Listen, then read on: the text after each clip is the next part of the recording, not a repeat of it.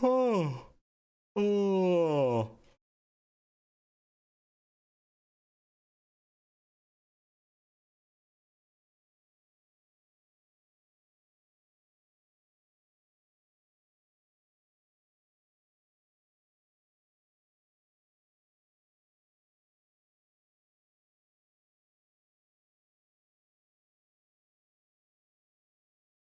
Hello.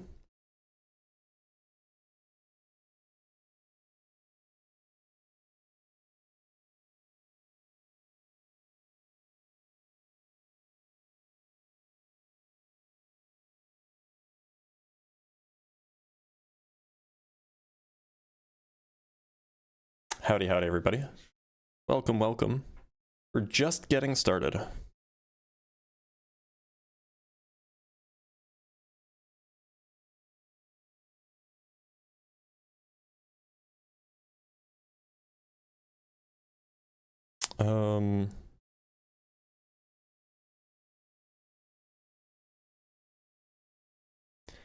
Hope everybody's having a good start to their morning, though.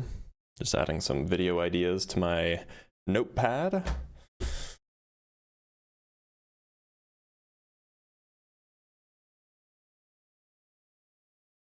Please don't quantum manifest anything. It'll make me sad. Oh.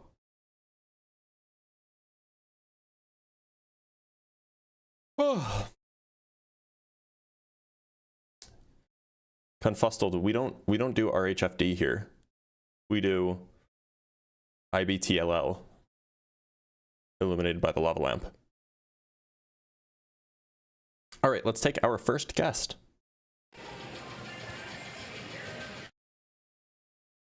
Bro's gonna have to turn down his music. Let's take our first guest. Royal Halberdier, how's it going? Hello, sir. I'm the same guy that was named Paul Axe Cleaver. I just changed my name. Why'd you change your name? Well, I just figured out the Paul Axe Cleaver sounds too cliche, so I decided to be a little bit historical. Okay, so I noticed that your live is called "Can You Convince Me to Believe in Your God?" Mm-hmm.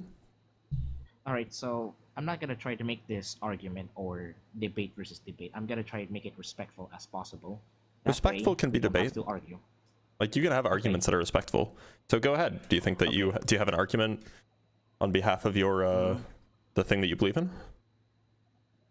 Yes, but my religion's kind of different because I don't really believe in Christian theologies, but rather Islam, since I'm a Muslim. That's fine. So what's the argument? Well, my argument is, do you truly believe that there's more than one God or something? Like, you know, the Christians call Jesus a God. No, I don't think that there are any gods. I see. And do you believe that God might exist out there? No, I don't. That's why I'm an atheist. I don't believe in any gods. I respect that, sir. I really do. Do you have an argument? And probably not. I just want to come here to say hi because I'm a fan of your content.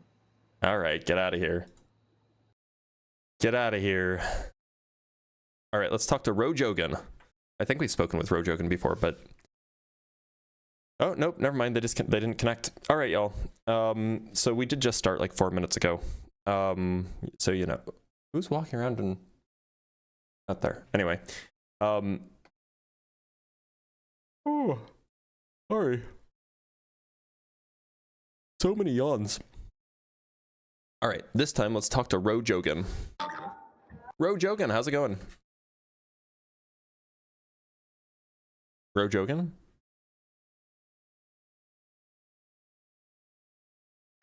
I'm here. How you doing? I'm doing all right, Rojogan. Your mic is really loud and there's some serious background noise. Can you handle that? I'll try. Hold on. Okay. Is it better now? Sounds like it is, yeah.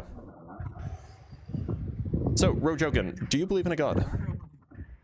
Yes. Are you currently like outside because the wind is very loud? Yeah, I'll try to see if I could sit in. Can add a noise gate, but Oh, is there a way to do that? I mean, I can for the people who are watching on YouTube, but All right. How's it? No, better. it seems like it's better, yeah. So, All right. Rojogan, you believe in a god. Which one would that be, and what's the best argument for it? Yeah, I believe in the existence of a God, and I was born in like a Muslim family, so I do accept that position to be more accurate than any other worldview.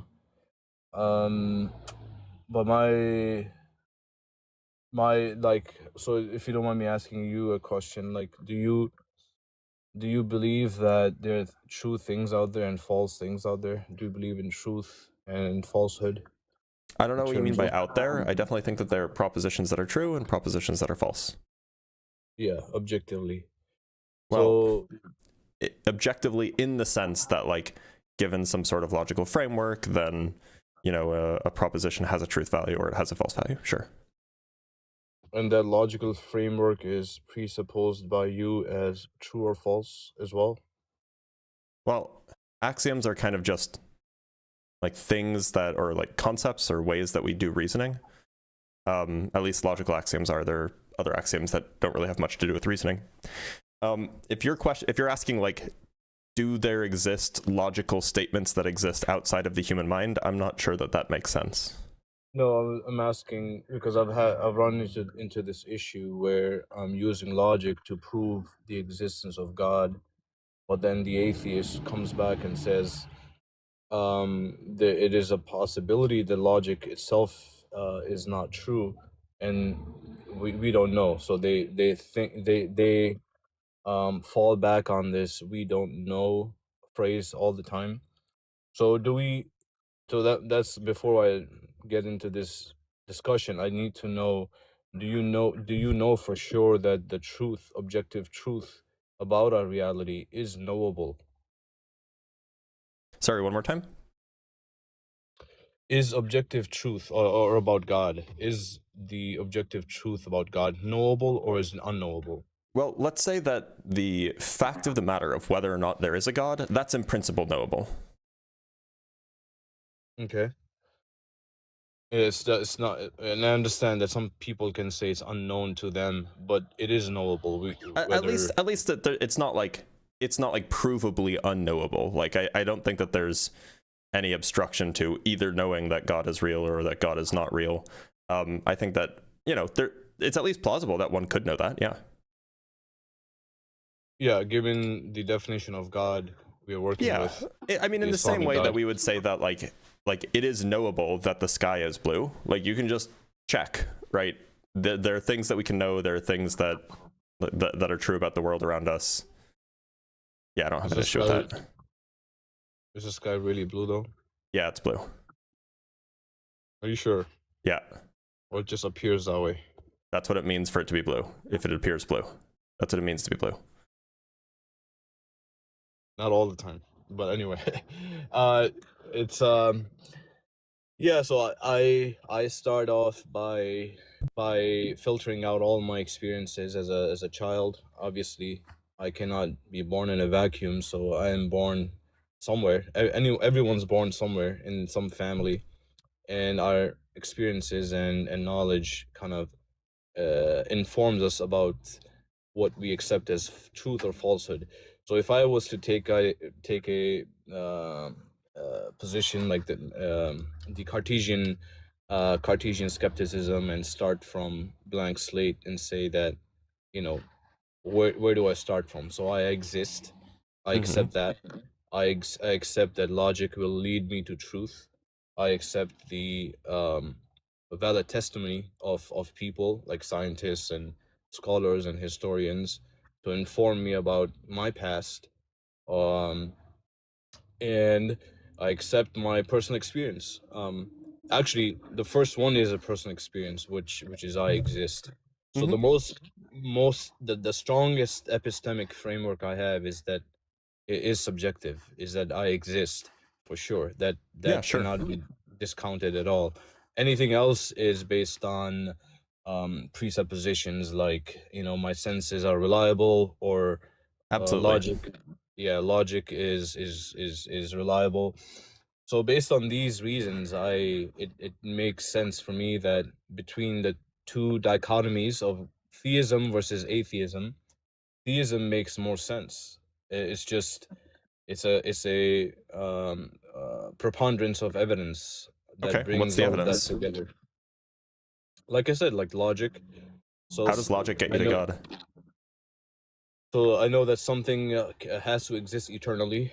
You Why? can, because something cannot come from absolute nothingness. That's the way I my mean, brain like, works. so perhaps I should rephrase this. When you say eternally, do you mean that like there must have always been time? Something. There must have been something That there was at never all not time. time? I don't know how to define time in physics. Time itself is a mystery, right? They don't know what I mean, time not is. really. Like, to an extent, like fundamentally perhaps, but like we can just define time as one of the means by which you separate space-time events. Mhm. Like, you can just talk about time as like a dimension of space-time. That's fine. A dimension of space time. I don't even know what that means. I mean, I'm not a physicist. I'm not a anything like that. I'm just going off of my personal experience of causation. So, for from the data that we have, that I'm relying on physicists for, is that we had a beginning at some point. The Well, universe that's started not what expanding. physicists say. The Big Bang is not defined as a beginning of the universe. No. Can we fact check that? Like Google it or something? Yep. ChatGPT. Yeah, we absolutely can. Let me show you something. Yeah. This and this. Well, One sec. last time I did do that because I ran into this issue where the person was denying that universe or the Big Bang is the beginning of the universe. Okay, here, let me show you something.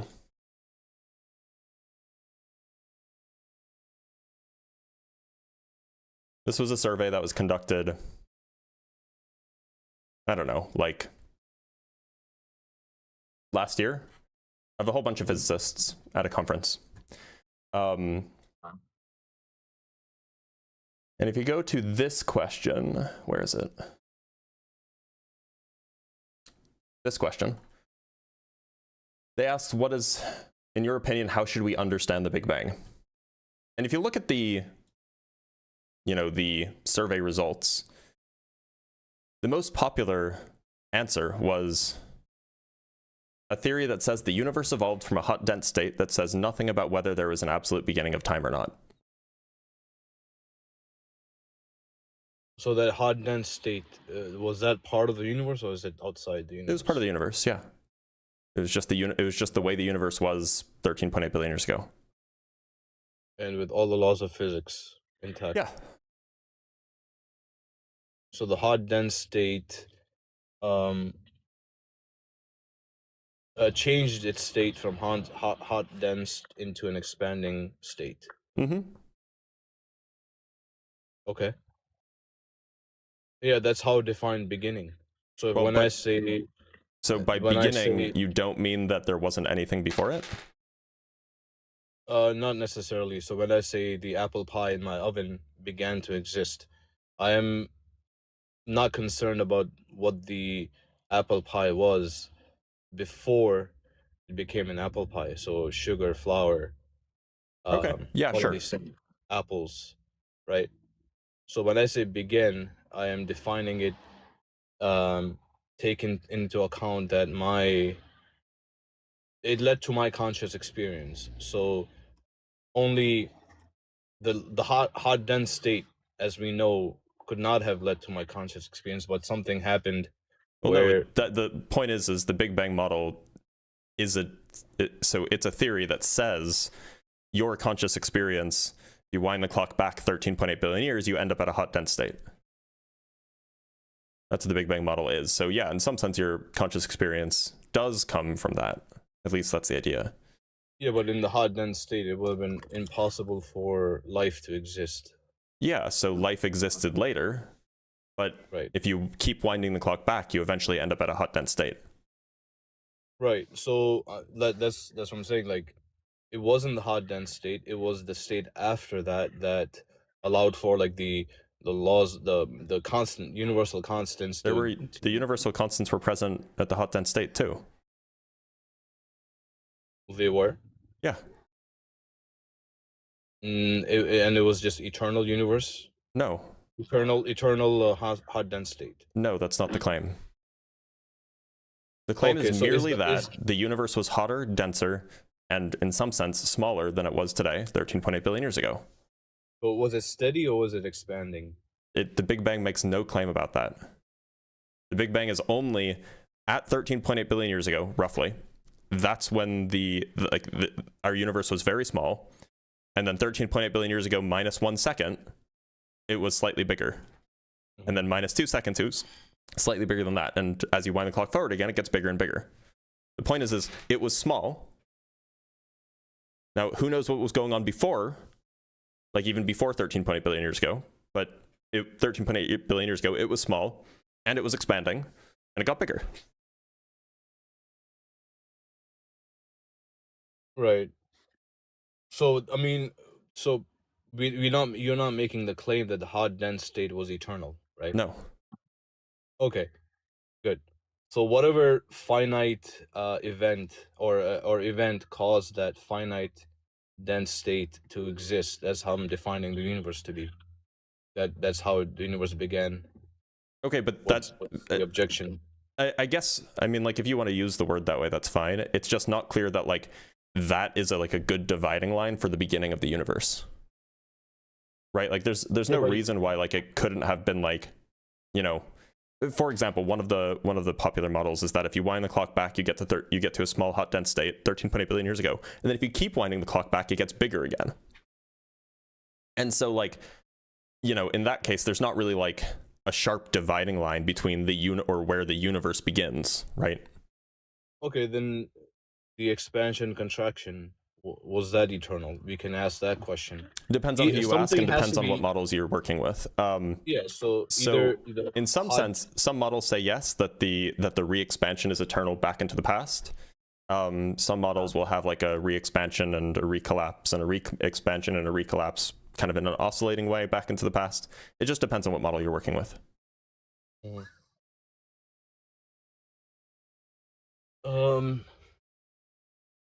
Yeah, so any of those models for me, let's say, like, if I walk into a room, if I see a ball hovering in the room eternally, whether it be eternally or whether it be expanding and contracting eternally, I am still, if I expand that ball into this giant universe, the question still remains, is that why is that happening? Like, what is the prior reasoning behind it? And it's not really God of the gaps, because I'm using abductive reasoning. It's either eternal non-conscious energy or wave function, or bosons and fermions just floating in space, or an intelligent designer. Like, out of these 3-4 options, you don't have this. It's basically abductive reasoning. It's not God of the gaps argument. For me, taking into consideration like things like scripture, the Quran, taking into consideration like all the other factors, like the morality aspect, argument from morality, argument from teleology, all of these things gather up, and I've come to the conclusion that it is more likely that God exists than not. So yeah, in a nutshell, that's really my reasoning.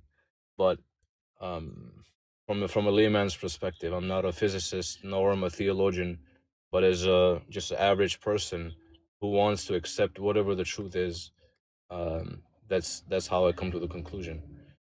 But yeah, I don't know. That's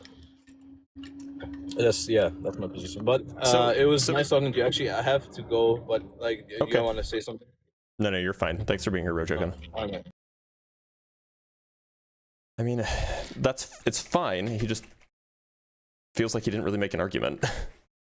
Like, he doesn't have to. Like, he had to go. I get it, but I don't know. Something about that was strange. Oh, I missed. Okay, I'll read the super chats after this guest. Tyler, how's it going? Good. How are you doing, Dr. Blitz? I'm doing a-okay. Tyler, do you believe in a god? No, I believe in scientism, but that's Okay. not necessarily what I came up here for, to be honest.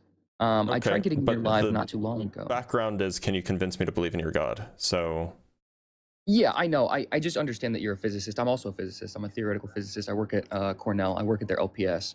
That's cool. I have 16 published papers, and I was wondering if I could run a paper by you and see what your thoughts on it are. best place to do that would probably be to join the Discord and then just send it out that way. Okay, fair enough. I can do that. Thank you for. I'm very skeptical of the people who say scientism, by the way. I don't actually know if he was legit. That makes me a little bit uneasy. I don't know if that's true. Iron Granny, how's it going? Yo, what's up? Good, how are you? I'm doing all right. Iron Granny, do you believe in a god? Do you consider a collective consciousness a god? Did it create the universe? And is it independent of the universe? Kind of. It is the universe. You are the universe experiencing yourself. Is that? Can a thing create itself? I don't know. Then probably Maybe. not. Thanks for being here, Iron Granny. Talk to Elis.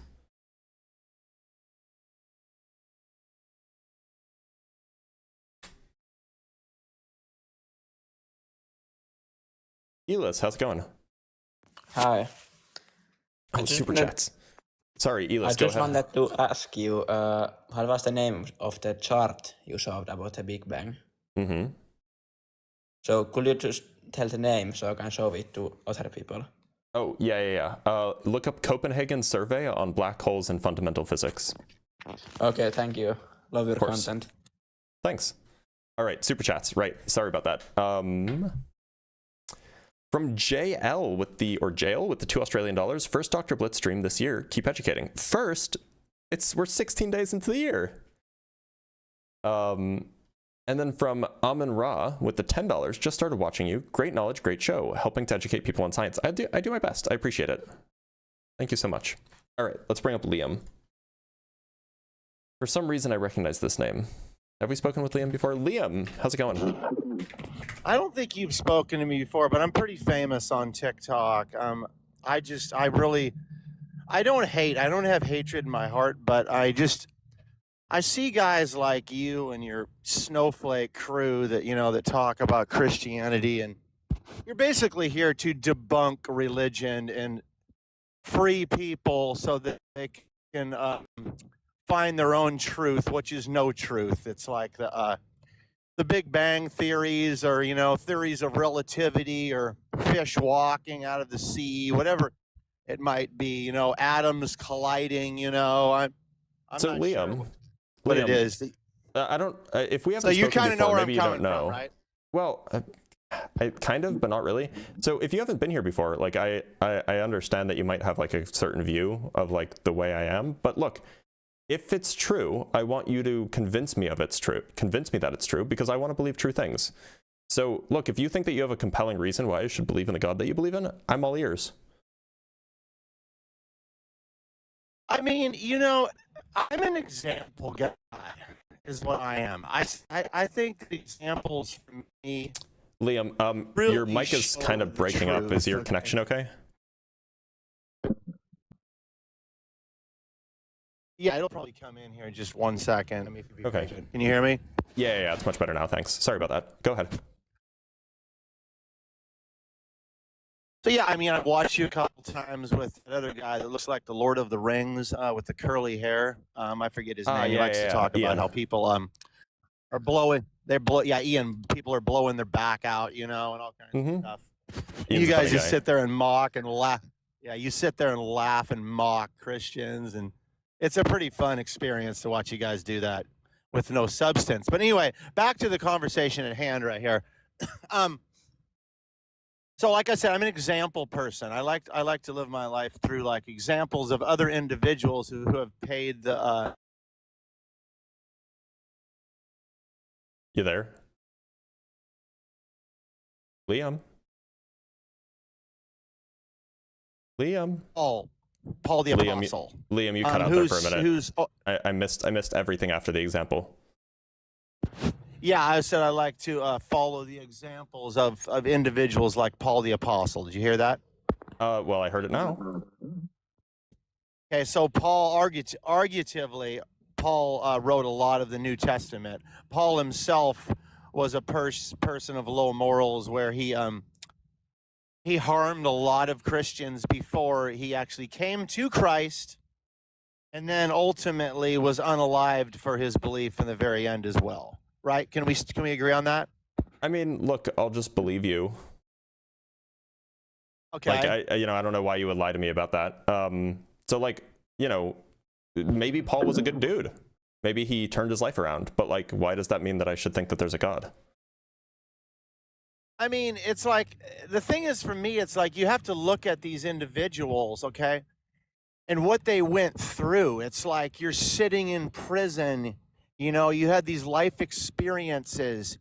You had nothing else to do but really examine your life. You weren't on TikTok going, here's the truth, people. Can you gift me and give me another snack?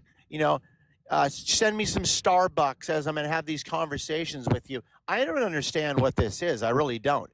Well, Liam, why don't you just get to the point?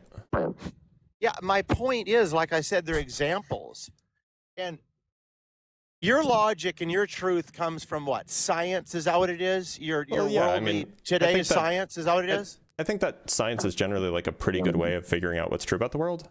I mean, like, it's basically just having a guess, testing your guess. If your guess is wrong, you throw it out. If it's right, you keep testing it until you have good evidence that it's true. Like, it's good. like men can be women these days, right? That's kind of like the new science, right?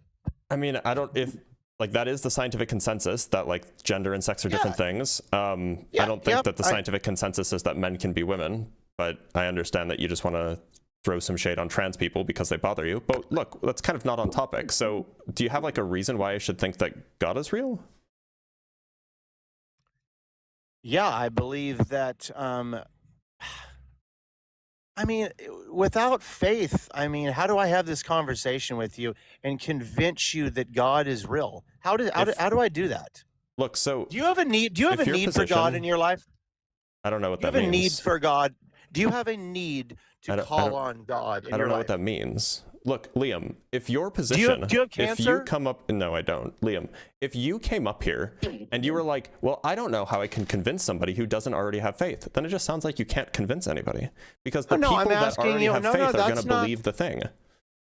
That's not the thing, dude. I'm asking you directly. I'm saying, do you have a need to call on God? Do you have a need to call on something greater than yourself? I don't think so. Yeah, I know you don't. So then why would I? I didn't come up here to convince you that God is real. You're not Liam, going to be convinced. Look, Liam, I understand that, like, generally, like, MAGA brain rot people can't read, but, like, the background does say, can you convince me to believe in your God? Well, you called me a snowflake within 20 seconds of coming up onto the live, so, it was just a guess.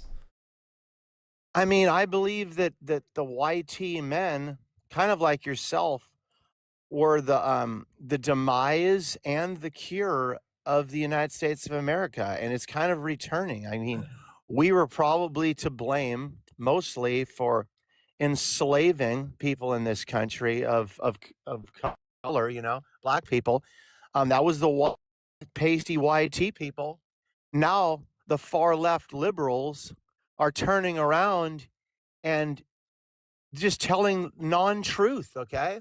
And your guys are doing that's fine. Do you want to talk about the topic? Otherwise, I'm just going to move on to another guest. I mean, I think we are having a conversation. Maybe you don't like it. Well, the topic is, can you convince me to believe in a God, right? So, like, if you want to talk about politics, you'll have to wait till, like, next week on Thursday or something like that. Or you can go bother Dean and Parker. Well, I'm pretty impressed that you know who I am, though. That's pretty. Well, I recognize your name. You have listened, right? I think that you've probably been on Ian's show or maybe on Dean's show or something. I have. This is the thing too. Ian was, like, really getting kind of But look, a Liam, little drill rather than- derogatory with me. Why not, and rather stuff, than but doing the I meta, made the argument can you with actually him. make an argument or present a claim here, or present a case for the God that you believe in? Otherwise, it just seems like we're doing the meta, and it's not really a good use of either of our time. Yeah, I think that my argument would be that I think that the biblical text of the prophets, in the Abrahamic religion, in Christianity, I think it's morally sound. The New Covenant, I really do. I think that's why I brought up Paul. I think that in the book of the Corinthians, how it talks about how a man and woman should honor each other and love each other. I don't think there's another example that any man that has been born into this world has set forth. I don't even think it's close. So okay? Liam, maybe you're right. You may very well be right that the morals set out in the Christian scriptures are good morals. Now, we could have that argument, but even if I just grant you that that's true, why does that mean that I should believe in a God? Because if you were a morally sound person, you would go, that's my You're cutting out. I don't believe I am. No, there I go. Now you're better. Can you hear me? Yep. I don't understand what's going on with my damn reception. I don't know. Anyway,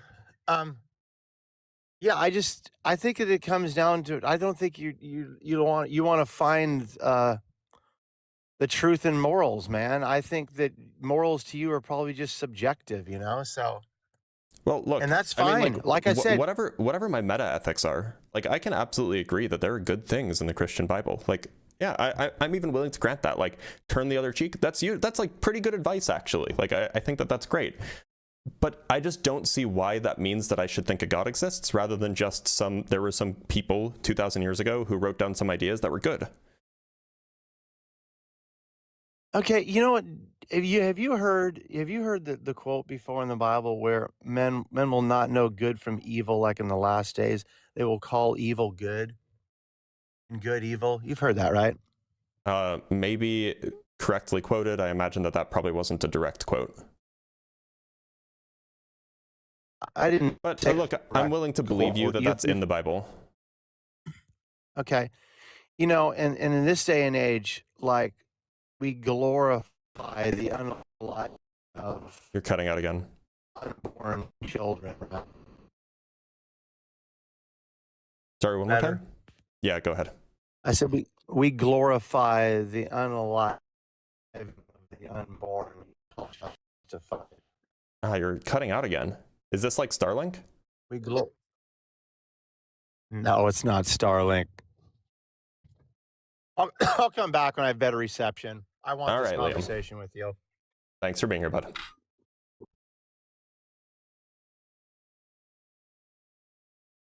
He wanted really, really badly to crash out. But you know what? I'm not in a crash out mood right now. All right, we have some super chats, and then we'll bring on our next guest. From jail, again, with the $2 Australian. Well, Lamau, I meant the first I've been here for this year. Well, yeah, I know, but we've been live 15 times before this, or something like that. From Gretchen, with the $3. Liam, Blitz ain't Parker. Stay on topic or GTFO. Yeah, right?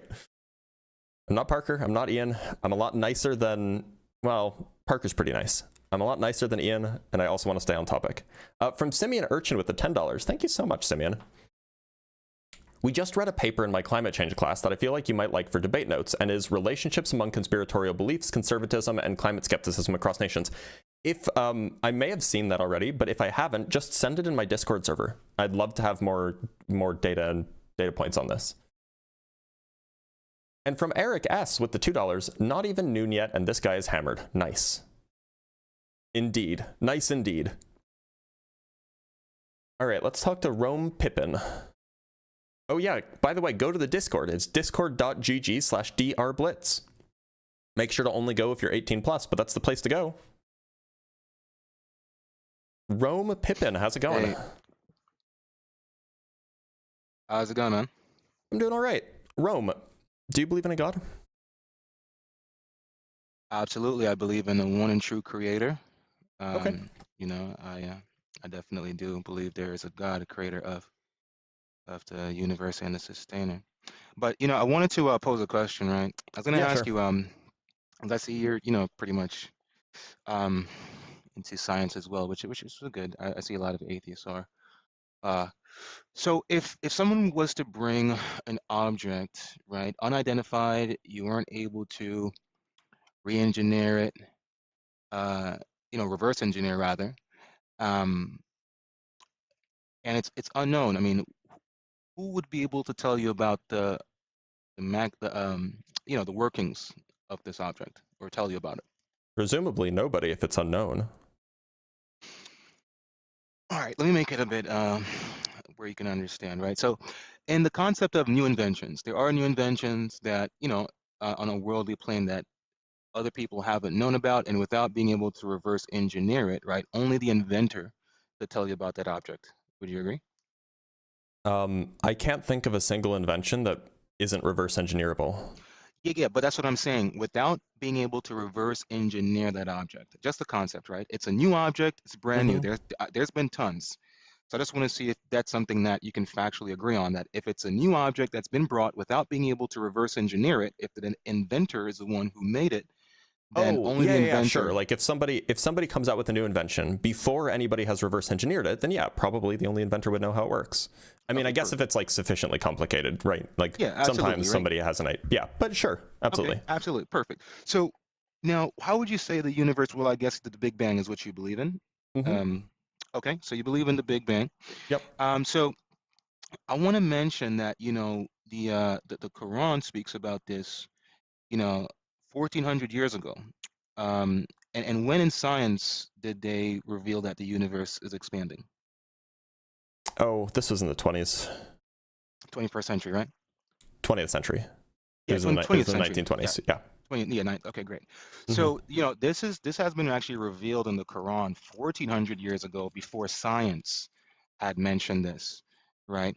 Now, you may say, you took a lucky guess, or well, wait a minute, was it? Go ahead. I mean, like, if that's true, why did it take a Catholic priest to come up with the Big Bang Theory? So it was revealed in the Quran. I'll bring up the surah for you here. It's several of them. So, and this was a text from 1400 years ago revealed by the Prophet Muhammad, who could not read or write. There were more eloquent speakers than this man at the time, like, people who did poetry and of that nature. And so, being a person who was not educated, he was, well, I wouldn't say educated, I would say not being able to read or write, illiterate rather, because, he still had some form of, we still had some form of education at that time. It was a time of trade, and he was known as a trustworthy person. Nonetheless, right, Surah 21, 30, this is the first description of it. It says, "Do the disbelievers not realize that the heavens were once one mass? Then we split them apart, and we created from every living thing, from water every living thing. Will they not then believe?" I believe there's another verse that goes on to say, indeed, But God not is every the living thing is expander. made just from water, right? No, not just, but I'm talking about specifically the Big Bang, right? But look, there are a lot of different cosmologies in a lot of different religions that make like claims about the way the universe got here, and some of them sound almost right. Like you can go look into like the Bhagavad Gita, or the Bhagavad Purana, and the Bhagavad Purana talks about like something that's very, very similar to the way that we understand the inflationary multiverse. But like that doesn't mean that they knew about the inflationary multiverse, 3,000 years ago. So you're saying it's probably a lucky guess, right? What I'm saying is that like suggesting that there are many worlds like our own, or suggesting that the universe was once the size of a fist and God held it in his hand and then created, like these are just like the kinds of imagery that I just don't find particularly surprising. So what I'm bringing to light is that if I can also, I think I found the exact one I was trying to get to here. I think it's 47. So here.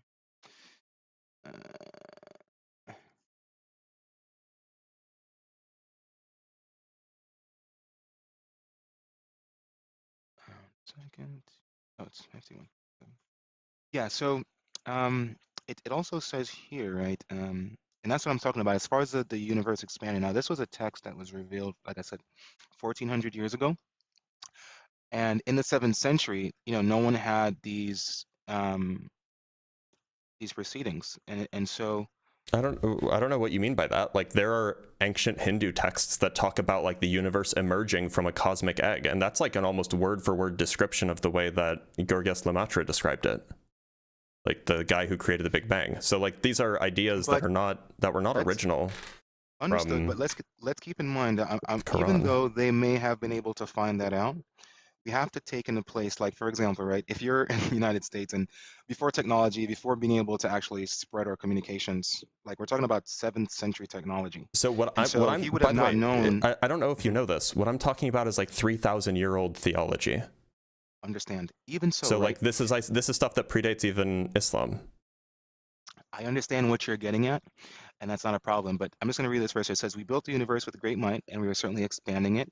And so that talks about like you said, it's been confirmed by science in the 20th century, even though there have been slight proofs, or from even before Muhammad's time, right? But what I'm also identifying right. So then, is would you say that the evidence that we have from the 20th century confirms Hinduism? No, what I'm pointing to, because this is one thing I'm just bringing out, because I want to move forward from this. This is not even where I'm staying. Sure.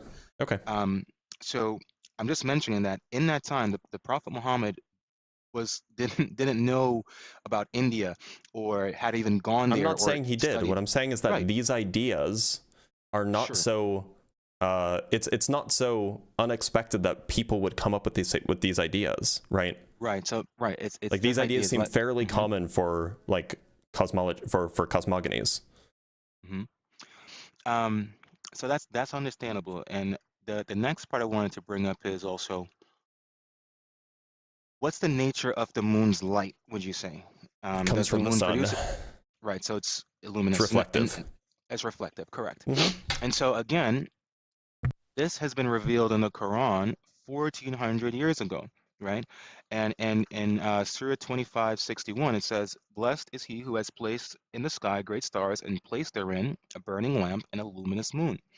So it also reveals that the moonlight was reflected from the 7th century. And when would you say science found this out? Well, ancient Greek philosophers knew this. Anaxagoras, which is 5th century BC, made this observation. Understandable, but remember, we're talking about someone, even though those things have been identified, confirming signs, even though they're saying that, oh, it was before that, we still have to admit that the Prophet Muhammad, peace be upon him, could not have known about these things because he was unable to read. No, he obviously could have known about these things. For example, he also knew about like ancient Hebrew and Christian traditions, right? But he did not know how to read nor write. You don't need to know how to read or write to learn stories. Yeah, but even so, right? Okay, let's just say he made a wild guess, because currently some people Who still says that he made a wild guess? Like, look, what's interesting is that if you go look at like a lot of the miraculous claims that people refer to with regards to the Quran, like the stuff about fetal development, the stuff about where semen comes from, all of these things, much of it can be traced back to like ancient Greeks. So it actually seems fairly plausible that the things that Muhammad knew, the things that Muhammad claimed, were absolutely things that he learned from his various interactions as a merchant. Yeah, but what I'm showing is that at that time, there would have been things that he would not have known, and he did not write anything of his own in How the do you know that he Quran. wouldn't have known these things? What I'm saying to you is that, not being able to read nor write, he received the oral revelation from God. Look, you realize that most people couldn't read or write back then. That doesn't mean that most people didn't know anything.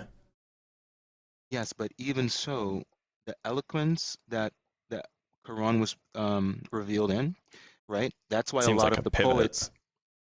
poets at that time were saying that this man is no more than a poet, because he was just speaking so eloquently. So and remember, as I'm going to tell you, that's great, but that seems like a pivot, because we're pivoting away from, oh, he knew things that he shouldn't be able to know, to, oh, now the writing is very elegant. Like, no, I'm not pivoting. So let me stay on that since you're there. There are things that he did not know, even though you're saying that he could have known them. Like what? And so, and how do you know that he didn't know them? because the Quran is not the writings of the Prophet. I never said that. I never said that they were. Correct. So if What does that have to do they're with not anything? his- The correct, point is so that it's a the Quran revelation. could be. Look, the contention here is: were things revealed by the angel Gabriel, or was it made up by Muhammad? Right? Like those. Those are the two options that we have basically. And plausibly, Muhammad could have very well known a lot of these things. Like he could have been familiar with Hippocrates. He could have been familiar with Anaxagoras. Like, you know, even fairly, even people who were illiterate could still very well know a lot of these things because that's how information was transferred. It was transferred via story. It was transferred via like oral instruction, etc. So it's just not clear that like the only way he could have known these things is via Gabriel. No problem. Let's continue, right? So now what would you say the geological functions of the mountain have as far as the tectonic They don't really have plates? functions. Yeah, they serve as pegs. No, they don't. I know that that's what the Quran says, but that's not like a thing that they actually do. They don't do anything, right? They actually do. What do they do? Okay, so if we look at even tectonic plate movement, Mm-hmm. and when we have folding mountains, right? The mountain didn't like fold and create a mountain and then decide to split apart. I don't So know the what fact that, what you mean by folding mountains. yeah, right. So when two tectonic plates move into each other, a mountain can be formed. Those are called, I've learned about mountains even in geography class, and folding mountains are one of them, right? What? So Okay, even so in what are the folding mountains? What's the folding part of the folding mountains? where two tectonic plates meet and upon colliding together, it forms a mountain. Are those really called folding mountains? I thought that those were called. Well, I actually thought that they were just called mountains because I'm pretty sure that's all mountains. Yeah, but the way it created, so not all mountains were formed through tectonic plate movement. I'm pretty sure they are. Well, there's mountains formed via tectonic plates and mountains formed via volcanism, and I think that that's it. Yeah, but just like I'm saying, it still holds the two tectonic plates once they come together. No, it doesn't hold them. When two tectonic plates come together, one will go over the other, and that's what the mountain is. It doesn't hold it. It's just one is shoved on top of the other because they can't overlap. In fact, they keep moving, they keep growing. They're not being held in place. All right, that's your claim. No problem, no problem. Let's keep going. So now, look. So here's my question. You have a lot of. It looks like you looked a lot into the Quran, and then you've looked a lot into the scientific miracles as claimed in the Quran. Have you actually checked if these scientific miracles are scientific miracles? Have you checked if these things were known about beforehand, or if they're even true? Because like it seems like you haven't, and that's kind of worrying. No, I have, but I get it. Your own finds. Bother you that all of the scientific claims you've made were either known before or are wrong? No, so what I'm explaining to you is that these scientific claims, even though they're attributing it to a time prior, they're not exact, right? They're literally they're literally the same claims as those made in the Quran. No, and even if you're saying that they are, right? Even if I grant you that, which we know that they aren't, but even if I grant you that, just for Pete's sake, right? We can say that there is no way a 7th century man being where he is, not having, I'm talking about an individual, even though, right? This man has fought wars. By the time he was age 40, he still was not able to read nor write, even from knowing stories. Exactly. I don't even think Anaxagoras could read and write, by the way. Right. And so there's no way that a 7th century man would be able to know about the Big Bang, the universe expanding, the moon's reflected light, the embryonic stages, or even like creation and periods. How about even iron, right? He's wrong about the iron thing. Iron doesn't come from space. Most of the iron formed with Earth. But look, so the iron's from the Earth's with regards to the core, mountains, he was wrong. With regards to the moon's phases, that was known prior. With regards to the Big Bang, that's a common religious cosmogony. Which, so he wasn't really right about it. He just guessed in the same way that everybody else guessed. So it seems like there's just not a whole lot to this. You would say that. Well, the thing is, that's your own He was also speculation. wrong on he was also wrong on embryology, by the way. No, definitely not. And not only was he wrong, he was copying Hippocrates. No, he's definitely not wrong.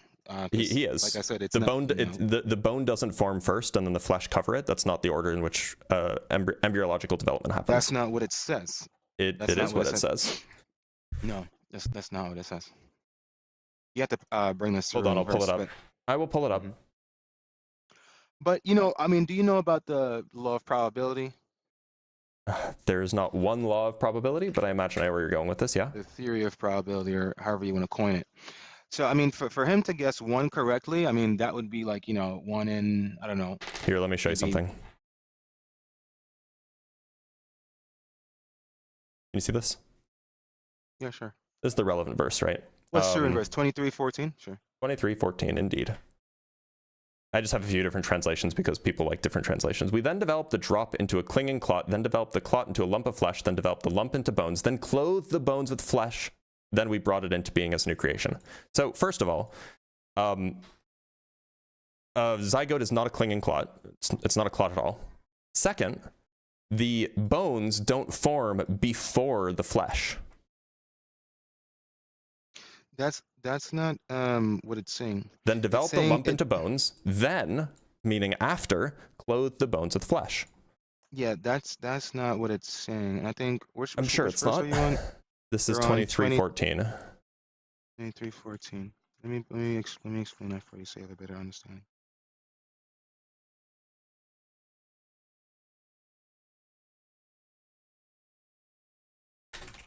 So what it's talking about there is the muscles, right, developed into your bones, because our muscles are attached to our bones. So the lump, it's the muscles. Oh, but it doesn't And say then- that, right? Yeah, but that's the thing about that's the thing, right?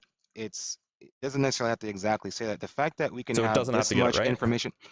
Hold on, let me explain Okay. why. This is 7th century revelation that is just founded out even in the 20th century. Like, how would he have known this? No, so to be clear, this description is given by Hippocrates, if I remember correctly.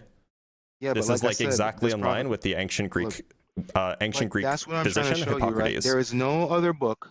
There's no other book that has all of these revelations that this one man was able to reveal all within the 7th century. And so a probability of guessing all correctly is literally like, you know, 1 in 1,000. Who said anything about guessing? Dude was clearly well traveled. He was a merchant. He spoke with a lot of people. That's what merchants do. They speak with people from Yeah, distant but places. Of course he's going to learn things. He did not speak Arabic this eloquently. And Who so cares? this revelation, exactly. Who cares? How is that relevant? The elegance is not relevant to the yes, validity of the scientific claim. It's utmost relevant because there is no way that the Prophet Muhammad, peace be upon him, would be able to make 10 incredibly lucky scientific guesses, which is mathematically Well, but impossible. lots of them are wrong. Like this whole business They're with not. embryology is wrong.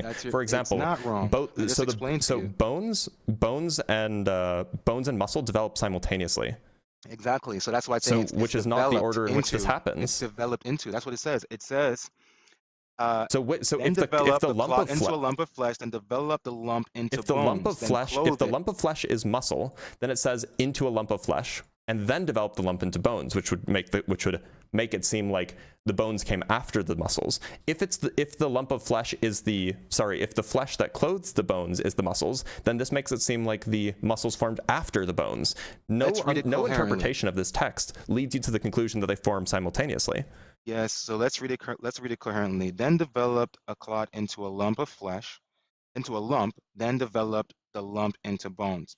So our muscles are attached to our bones, and then those bones are covered then with flesh. And that is exactly the way it works. It's not. Do you want to talk to a physician who's also fluent in Arabic? I've already checked this out because I've had this Okay. conversation already, but it's very much so. And Hamis, how's it going? You're a physician and you're fluent in Arabic. Good. Can you speak on this and clear things up for us, please? So, before we get into if the validity of the claim, the way that people believe that the Prophet came up with this is through his through Al-Harith ibn Kalda, who is known as the Tabib al-Arab, or the physician of the Arabs, and he studied in Gundajapur in Persia, which had the works of Galen translated. Oh, it was Galen, not Hippocrates. That's Yes, what I was thinking Galen. of. And his work was translated and taught in Gondashapur, which Al-Harith ibn Kalda studied at. That is just before we get into the validity of the claim of embryology in the Quran. Now, if you go into the Quran, Rome, are you Sunni? No, go ahead. Just Are you you Sunni Sunni? or? it doesn't matter. It doesn't It change does what the matter. truth. It does you know change what? everything. Are you It Sunni? doesn't matter. Go ahead. It does. Sure, fine. Then I'm going to give you Shia hadiths, and you're going to have to take them then. No, I don't have to take them, but go ahead. Sure, then again, what do you take? What are your sources? So And you take the Sunnah of the Prophet. when we look at right, Could you answer the question? only the valid one's fine, but when we look at what is, I mean, if you have something to say, I want to let you speak. I don't want to actually cut you off. So go ahead. Go ahead.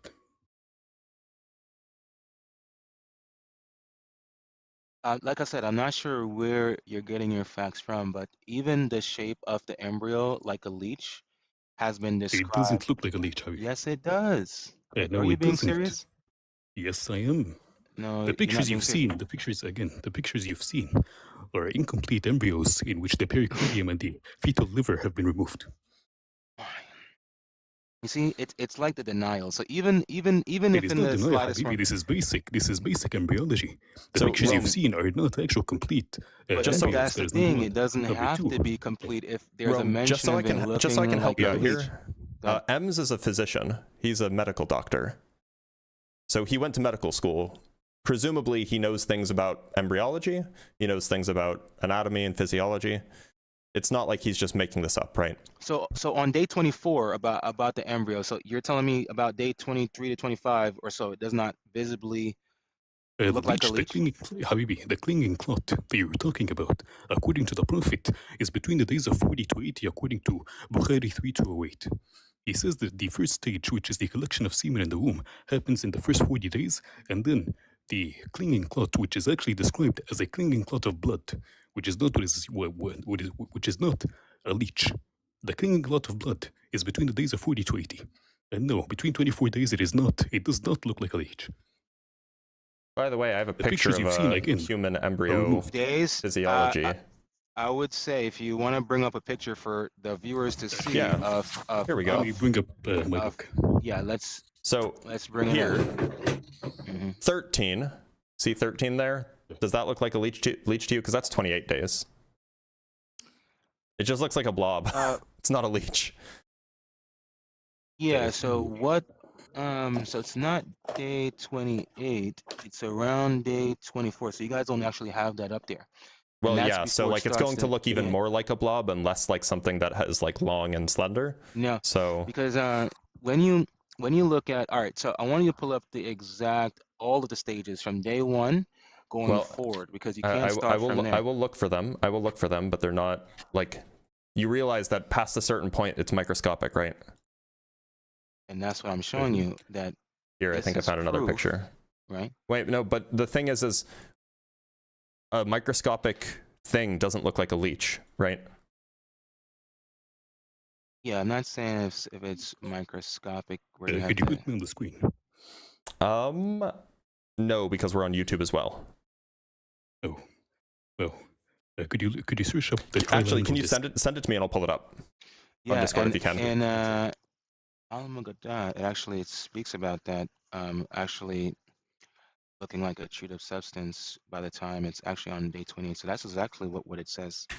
Let me actually pull that up too. Ems, you have me on Discord, right?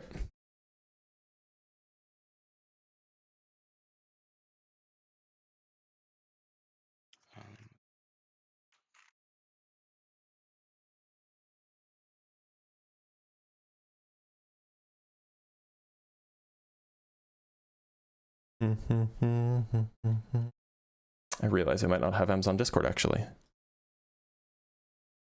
Or maybe you can send it to me on my phone on TikTok. Maybe no, you probably won't be able to do that. I mean, I can just go look up like what the human body or what the human fetus looks like at 24 days, but I can't find any good pictures.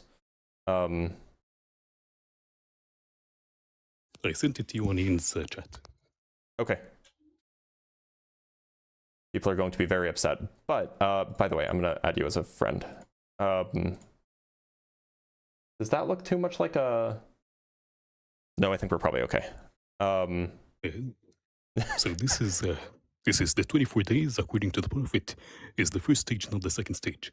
And again, the second stage it does not refer to a leech. This is not safe for work. This is very safe for work. It just looks that way. So okay, so here we have 22 days and 23 days. The third week is when the trilaminar disc is produced, which is described as the which is the stage in which the that doesn't really show us the it doesn't really show that's us the embryo at 22 days and 21 days. So 22 and 23. That's why in the that's why the verse it says, and we made it the clot into a chewed lump. And so that's why the picture you showed before, like you said, it looks like a blob. That's exactly how it looks as it's forming. So there's several descriptions, not only from the leech description, but also from it looking like a chewed lump. And that's exactly what the Quran describes. So I'm not sure. Again, you're not listening to what is being said. Again, so is it a leech or a lump? The first stage. No, the first stage. Yeah, Rome. It The first changes stage. form, of course. The It's first evolving, stage. right? We're not just. Could you listen? Go ahead. The first stage, the first 40 days, is the collection of semen in the womb, according to your prophet, in Muslim and in Bukhari in at least 20 different narrations. The second stage is the stage of the blood clot, which is between the days of 40 to 80. And then the third stage is the stage of the mudra, or the chewed up piece of flesh, the chewed up piece of flesh that has no characteristics, between the days of 80 to 120. And then after the days of 120, that is when bones form. This is the embryology of the Quran. So again, even if you claim that at the days of 24 it looks like a leech, which is again, that is not what the Arabic is saying, that is not what the Prophet said, according to the timeline, it would still be wrong. Because again, the first stage is the collection of semen in the womb for 40 days. Where in the Quran does it say that? It doesn't say that in the Quran. The timeline is mentioned in 20 different narrations in Bukhari and Muslim. Yeah, but we have to go based on the Quran. That's what I'm so you saying. reject the Sunnah then? The Quran is the You word reject of the Sunnah? God. I'm just Jamil, saying. do you reject the Sunnah? I'm sticking to the Quran because that's what my So you're conversation rejecting the was Sunnah? based on. Okay, we're gonna stick to Hold the Quran. on. if No, you're we saying you don't reject have the Sunnah. to. We don't have to Do you go reject to the the Sunnah. We don't have to. Do you No, reject- it's no, not we about me do. rejecting the Sunnah. No, we don't. If Because we have the Prophet explaining the verse in authentic narrations, if he's explaining the verse in an authentic narration, I'm gonna go off the word of your Prophet instead of your no, word. I have to go off the words of the Quran and how they were revealed. So your Prophet is stupid. This I'm is not an saying interesting the take. Prophet So is- Rome, were you raised in the United States? Yeah. Were you raised in a Christian household? Correct. The view that you're taking is a very Protestant view of Islam. And the reason I say that is because it is a very Protestant thing to do, where you just say, I'm just going to go off the Bible. I'm not going to listen to anyone else. That's So just that not how Bible is Islam different. works. No. But you can't say how it works. 'cause Islam it's not doesn't something just you work. practice. Islam Let's doesn't not- just work. No. Okay, we'll talk to Ems then. Ems is a former Muslim. Islam is not just about the Quran. It's not Quran literalism, Quran absolutism. There's a lot more to it than that. Yeah, but we have to, identify the truths of the revelation and understand that there's no way that one man without But having you said it's literally knowledge. meaningless. No, because you guys are not Yes, it is understanding that meaningless. it's not meaningless, right? It is. When you take if you stick to someone the who Quran, is- it is even worse. If When you you stick to the Quran, the embryology verses are still wrong. They do not get any better. They're not wrong. I think They you are. just have a misunderstanding and a misperception as to how it's Oh, wrong. really? The guy and who that's speaks the why we language don't know, misunderstands the text. and that's why we don't know everything, right? Because science tells us the how, not the why, and so there are things that we still have yet to figure out, right? And there's still prophecy being revealed not from this, the though. Quran today. Do you know that there's still Not this. prophecy being revealed from the Quran today? Like, It's the when only you say book that that's there- still revealing prophecy. Could you stick to the topic that we're discussing? You're saying that there are things that we do not know. This is not one of them, because again, we can literally see it. Yeah, and when was this found out? Just what I'm saying. You're taking things. You're missing the point. The point way is it is that laid out in the Quran, the way it's laid out in the Quran is completely, plagiarized from Galen.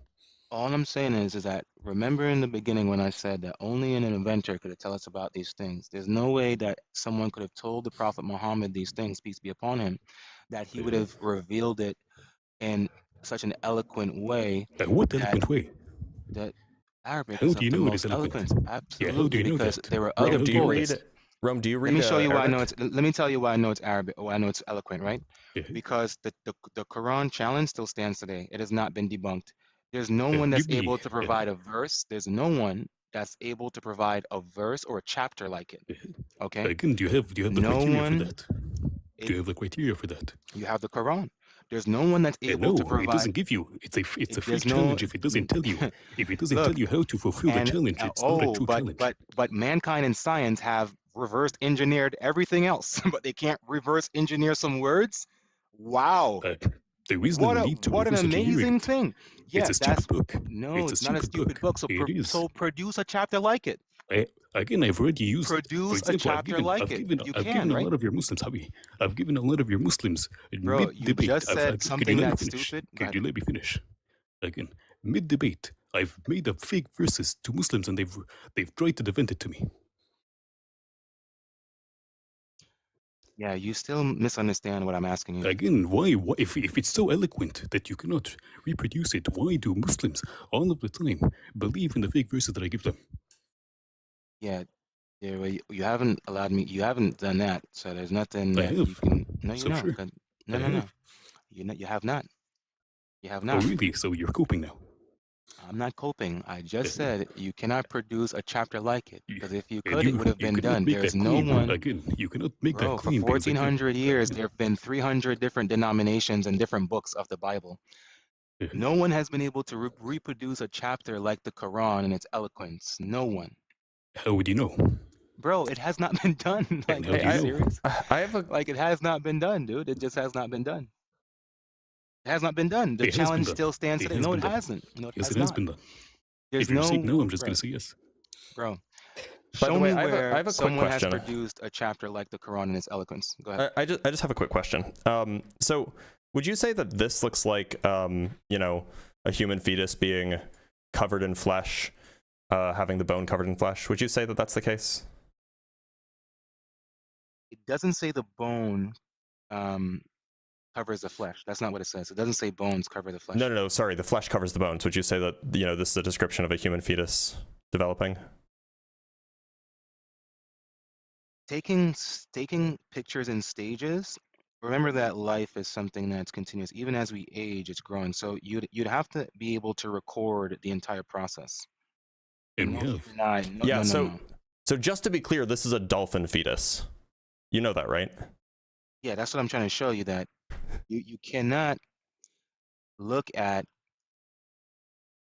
the entire process of something. That's why I didn't even agree with you, because you're looking at stages of something. You did agree with and me. You have to. No, this I didn't. This is a dolphin. No, it's a fetus nonetheless. You said if it's a fetus. I asked if it was a human fetus. No. Maybe I misheard that, but no, Okay. I didn't agree because it didn't look like that, to be honest. But nonetheless, we have to be able to see the entire process of something, and taking pictures. Look, the reason why I did that is because it's not clear that you can even identify what a human fetus looks like, let alone actually identify various processes and stages in human fetal development. That's not accurate. You couldn't clock it as a dolphin fetus. I mean, I don't have to necessarily know it's a dolphin fetus and know it's not a human fetus. I could have instantly told that it was not a human fetus based on the pictures that we just could you? What if I told you it was a human fetus? I would not believe you because it doesn't look like a human fetus. We just looked at one. It's completely different. Oh, really? How is it different? Go ahead. How is it different? Bro, if you can see with your eyes, you can see that it's different. Like, could you give me a description? Without me being able to give a description, I can tell when there are differences. I don't necessarily have to give a description of the differences because that's not something that I am versed on to be able to tell two things are different, to put it simple. It's just like looking at the sun and the moon and knowing that they're different, even though they're both shining I can light. describe to you that they're Or- different. Yeah, but the difference, I don't have a description for. It doesn't mean I can't tell the difference, right? If you look in, That is if you look literally at what it two, means. but what I'm Because saying if you're is, unable to tell what, it, no, that no, means you're no, unable to describe no, it. because if you're looking at them both on a table and you're clearly looking at them, and you're like, yeah, you know what, this one actually doesn't look like this one. Does it mean that you have to give a description to be able to tell the difference? No, you can clearly see with your eyes they're not the same. Even the stages in which they would come to completeness, they're just not the same as they would go down those stages. One would be a dolphin and one would be a human. It just, you know what I mean? It doesn't add up. You're muted, Blitz. Oh, sorry. Here's the dolphin fetus again. Tell me what's different about this and a human fetus. But nonetheless. Wait, hold on, Rome. This is the dolphin fetus again. Tell me what's the difference between this and a human fetus. Hold on, because we kind of went off track for a second. I just got to know.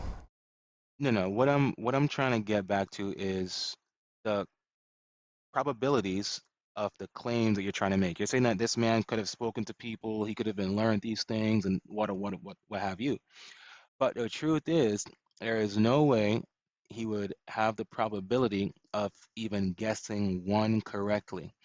And that he didn't guess there are. any. Not a single one is Okay, so correct. hold on. Before Bro, we they continue, I just are want to check correct. that We you don't just know the went over difference a lot. between this We and the human fetus. We went over the Big Bang description. Okay, we're expanding pivoting. the That's fine. universe. Look, I don't study embryology. It doesn't bro. describe. I It stay. doesn't I describe don't. anything. I don't study embryology. I don't have Clearly. to know I can tell. certain things, right, to be able to prove certain things. It's just you can see with your eyes. If you were to Yeah, examine two things that are different, you'd be able to tell if you're examining sure. two things that are different.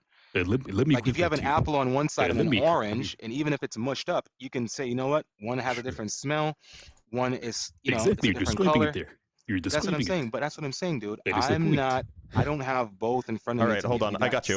So description. here's a human fetus, Carnegie collection, and here's the dolphin fetus. So what's the difference?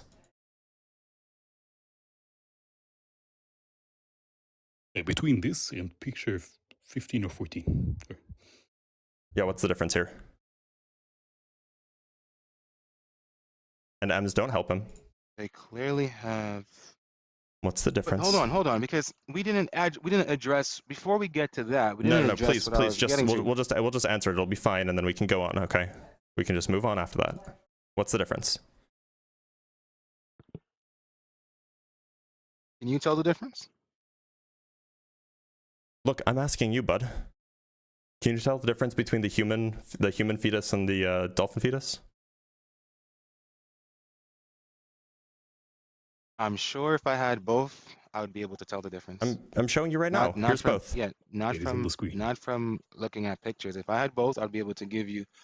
But that doesn't prove anything. You showing me pictures of fetuses doesn't prove anything of differences or similarities or anything like that based on what I'm trying to bring to your enlightenment. Okay, right? so you can't tell me the difference between a human and a dolphin fetus? I'm sure if I took the time, I could. I'm not trying to take the time to do that right now, am I?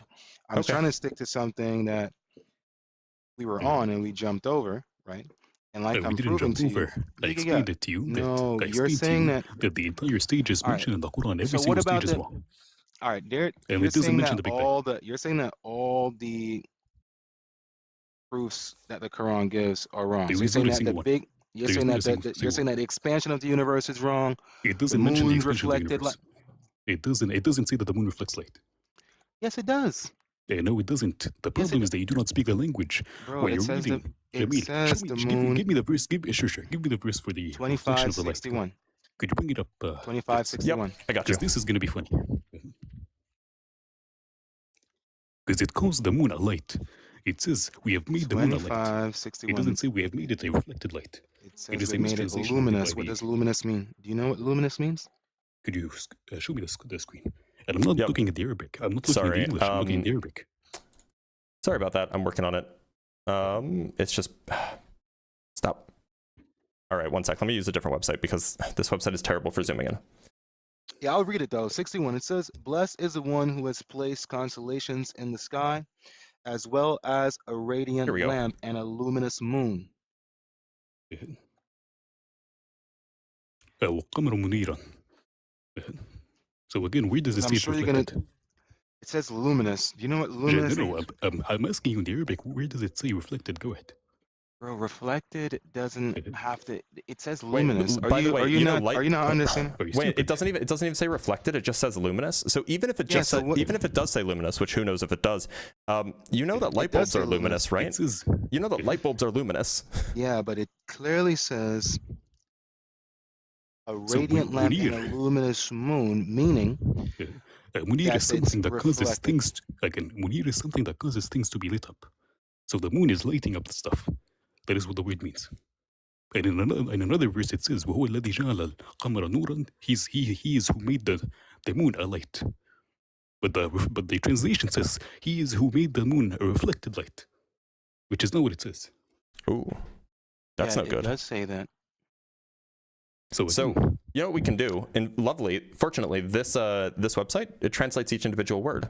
So we can say, and has placed therein a lamp and a moon shining. Where is the word reflected? Which Arabic word means reflected or reflecting?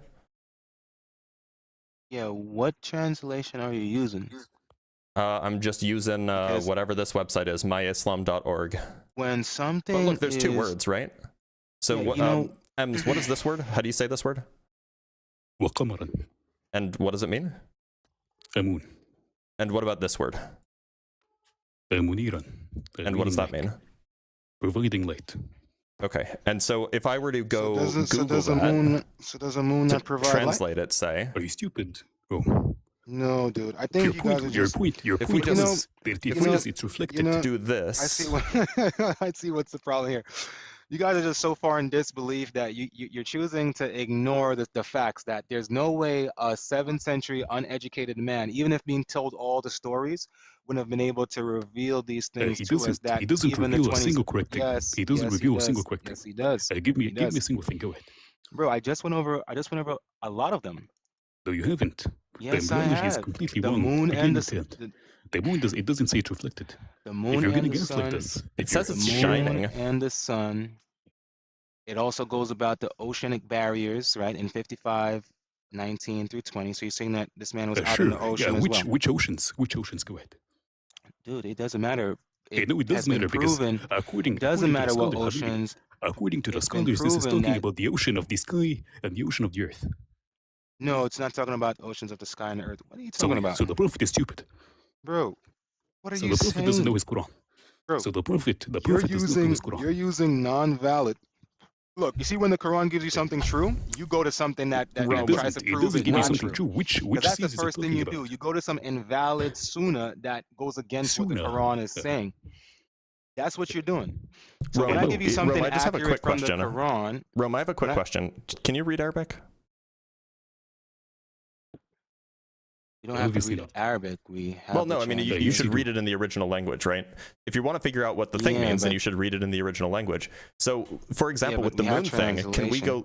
go, when we go look at the moon thing, the original language doesn't say reflecting. Doesn't right? have to say reflecting. This is a It just revelation. says it's of, shining or illuminated.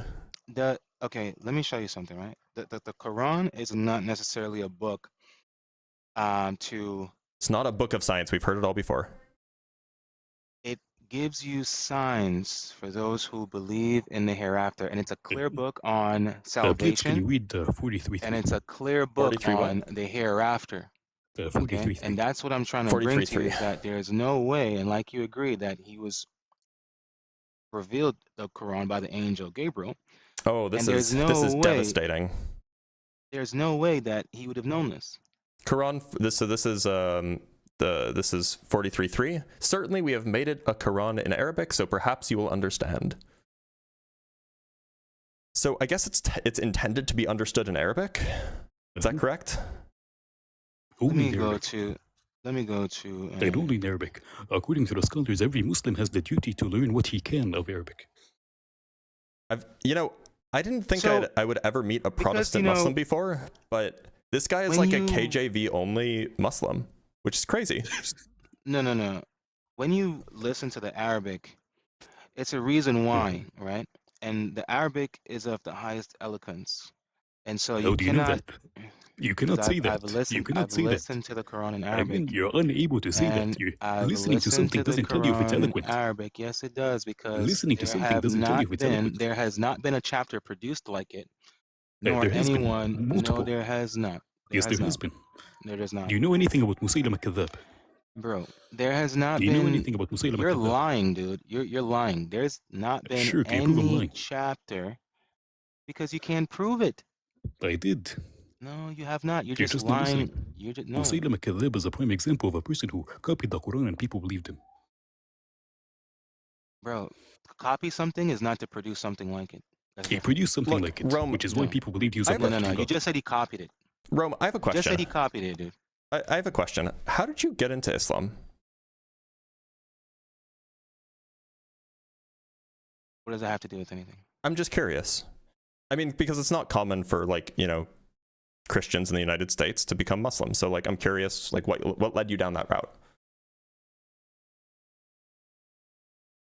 I mean, I don't feel like the answer matters. I was always Muslim, you know, and so are the No, you weren't. you know, God and yes. When I was was the always first time you read Muslim. the Quran? Let me tell you why I was always Muslim, right? And it's my understanding that even God's creation that doesn't have like a lot of God's creation, right? Like the trees, you don't see it's so beautiful when you think about it, right? The Wait, animals. when was the first time you know, read the Quran? No, hold on. Let me explain. You ask me a question, I'm gonna tell you. If you've read it. Well, but you're not answering the question. What's your question? My question is, how did you become Muslim? And then you said you've always been a Muslim, which is obviously a dodge, obviously a lie. So why don't you tell me when the first time you read the Quran was? No, you're asking as far as like it depends on how you want me to understand. Like, your you were question. raised in a Christian household. You've already told me that. So I'm asking, how did you come to Islam? Yeah, because I realized that from learning about religion, except I learned about religion a little bit in school, and so it kind of dawned to me that even though I was in a Christian household, that they all went to different churches, and that while I believed in God or Creator, Muslims do the same thing, by the way. I didn't see how, you know, they were going to like different churches, and then I came across atheists in high school, and I was like, yeah, they're just probably a little too far gone. And so my I was just pretty much spiritual in a sense, just, you know, believing in God and just wanting to do good. And Hey, I was how a do you seeker feel of about Fresh and knowledge. Fit? I started reading a lot of non-fictional books, philosophy, you know, science books, you name it. How do you feel about Fresh and Fit? What is that? Andrew Tate? Not familiar. Really? Yeah, like what do you mean by that? Press X to doubt. You lose me a bit. Okay. So you ran into some atheists in high school, and then you're just like, well, what about this other thing that No. So that's the thing. I had didn't never go heard of? searching. I didn't go searching for religion or Islam. Like I said, I told you. Upon graduating high school, my heart was just spiritual. I believed in God wholeheartedly, but I couldn't attribute to who that God was. I didn't know if it was Jesus, Buddha, you know, whatever. I just couldn't tell based on where I was. But I know a God exists, and I wanted to do good. I always did good and did well, treated people well wherever I went. And so I started to read a lot of books, like I told you, philosophy, nonfiction, books on science, you know, you name it. I just started to consume a lot of knowledge. So prior to that, after that, I was handed the Quran. I was actually late to work one day, and I thought I made a wrong turn. I did make a wrong turn, and trying to rush through the light. The light caught me, and someone handed me a book. I could have chosen to take this book or not. Then I found out it was an English translation of the Quran. Upon reading it, it confirmed my faith that anyone who wants to do good or does good and believe in the one God or Creator is a Muslim by definition. And so I'd put the Quran down Where does for it a say bit. that? I'm sorry. Where does it say that? It says it in the Quran that I'm reading. Where? Yes, go ahead. And so, upon Where understanding does that, it say that? I'm sorry, Where? Actually What read the verse? book. bro. Even in 1960, it says those who Yeah. repent and believe are granted paradise. So I'm not sure. You said you read the No, Quran. what you said specifically. Yeah, but What the you whole said theme of it, specifically. the whole theme of What it you said is specifically. The whole Where does it theme, exist in the Quran? yeah, the whole theme of it is just that. It says here, as for No, the those whole who theme of repent, it. believe, and do Look in good, your second it is page. they The who will second be page. admitted to paradise. Jamil, where does it say that those, the exact thing you just said, which was, what was the thing you said? What was, do you remember verbatim? It was a what he said? 1960. Not the verse, what he said verbatim. Hmm. The thing that he said that to everybody who does good in their life is a Muslim. Yeah, so babies are naturally Muslim because if a baby should That's die, No, that is crazy. sunnah. That is sunnah. That is Yes, sunnah. You cannot babies, accept that. That is look, sunnah. dogs are That is sunnah. Muslim, the trees are Muslim. Oh, that That's is true. crazy. don't- I'm sorry. I'm Let sorry. me- I'm sorry. I'm done with him. That's crazy. Dogs and trees are Muslim. That is true, though.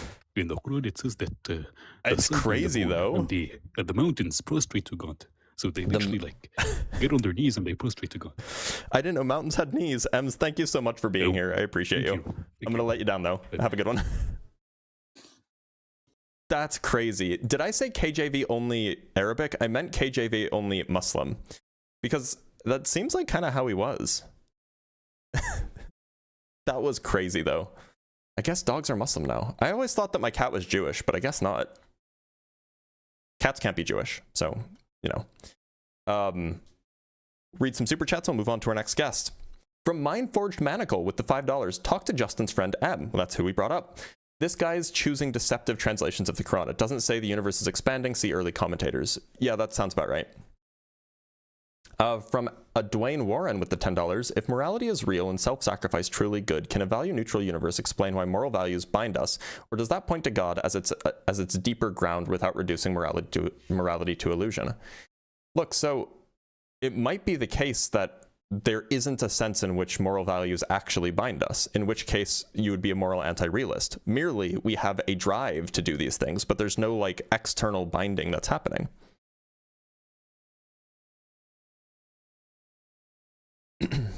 From Brian Peck with the $5, the actual verse says the heavens and the earth were one, and Allah clove them asunder, consistent with other mythology of the time. Seven heavens and eras, by the way. Yeah, it's fairly similar.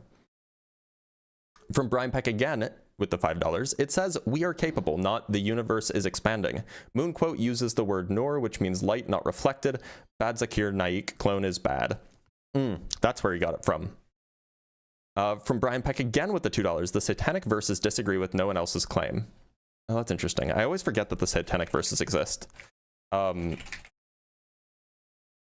Which is like just crazy that those are things that they're like officially called the satanic verses. From I Am the Big Cheese with the $5, do we have to accept that Muhammad wrote the Quran at all? I don't know if scholars would say it was compiled and written like that, like the Gospels. Yeah, I don't know. Like, and it doesn't really matter, right? From Dr. Fudge with the $10, how do you even quantify literary eloquence? What's the point of that argument? I'm an avid reader of older literature back to classical antiquity. The range of eloquence is quite vast and subjective. Yeah, it is subjective. But I mean, like, I guess the point is if it, I guess his point is that if it sounded like,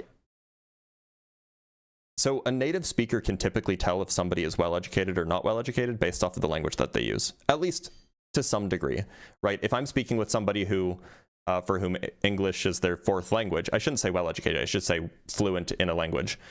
If I'm speaking with somebody for whom English is their fourth language or something and they're just learning it, then they're going to use simple words, and I'll be able to tell that because I'm a native English speaker, right? And I guess the point is that, you know, you would expect an illiterate person to use simple language, but that doesn't follow. From Michael Solis with $5, bro got Charlie Kirked. By that I mean duped with the old dolphin fetus switch. The funny thing is when I was telling him to compare the two, I was showing him two pictures of humans. He didn't know the right way to answer because he didn't know if I was going to do the double switcheroo. From the Rabid Squirrel Sage with the $2, this guy definitely drives a Dodge Mustang. Don't do that to me. You guys are so mean. From Mindforged Manacle, this guy really is a Protestant Muslim. Yeah, I'm going to start using that because it's definitely a thing. Like, there are a lot of like non-Protestant Muslims, right? There are a lot of like just typical Muslims and usually they start out that way. But like when you have somebody who reverts to Islam when they're like 20 or whatever, and they're like born in American evangelical culture, like they just behave like Protestants still. And from Jamnik with the $5, Dr. Blitz, Dr. Blitz, quote, how did you come to Islam? Collar, from a spot between my spine and backbone. Exactly. That's where the Islam comes from. From I Am the Big Cheese with the $5. Quote, I read philosophy. I bet it was 12 Laws of Power and The Art of War. Probably, but The Art of War is fun to read anyway. From Dr. Fudge with the $5, the trees are Muslim is now the worst argument I've ever heard in one of these debates. I guess that's in the Quran. From I'm the Big Cheese with the $2, squirrels are Mormon. Indeed they are. And from Mindforged Manacle, look at the trees, they're Muslim. And from a last super chat for the moment anyway, from a Dwayne Warren with the $5, denying moral binding doesn't refute my argument. It concedes the point by abandoning objective morality entirely. Well, look, if you're a moral anti-realist, then yeah, you're going to reject objective morality. That's just the case. All right, y'all, let's bring up our next guest. Let's talk to Hamburgum. Hamburgum, how's it going? It's going good. I'm glad to hear it. Hamburgum, do you believe in God? I do. And which one would that be, just so I don't make any bad assumptions? I'm Roman Catholic. Okay, great. Now look, I'm not. In fact, I'm an atheist. But if what you're saying is true, I'd like to believe it. So what would be like the most compelling argument or evidence that you could offer me that might convince me that it's true? For me, the base of my belief is that being a Catholic, you believe that Jesus rose from the dead. And I believe there's a lot of compelling evidence towards that, like history-wise and logically, and not just like based off of like a hoax. Like it looks like based on like history, it is very compelling that he did rise from the dead. There's not really, I would like to hear some evidence against that. Well, I mean, look, like I generally take the position that people don't really rise from the dead. It's not really a thing that happens. So like I'm generally skeptical of any ancient claims of people rising from the dead. And there's a lot of these, right? Like there's a lot of people rising from the dead across history.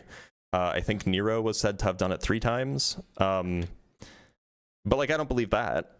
So I guess the question is like what makes the evidence for Jesus's resurrection more compelling than the evidence for anybody else's resurrection? I would first start with the disciples. All of them during Jesus's crucifixion, a lot of them went to hide to flee, and afterwards, a lot of them actually were crucified. Well, not crucified. They died for Jesus' name. They all very much believed that Jesus rose from the dead. And wait a minute. How do we know that they died for the belief that Jesus rose from the dead? A lot of. Hold on, give me a second. Let me look up the. Sure.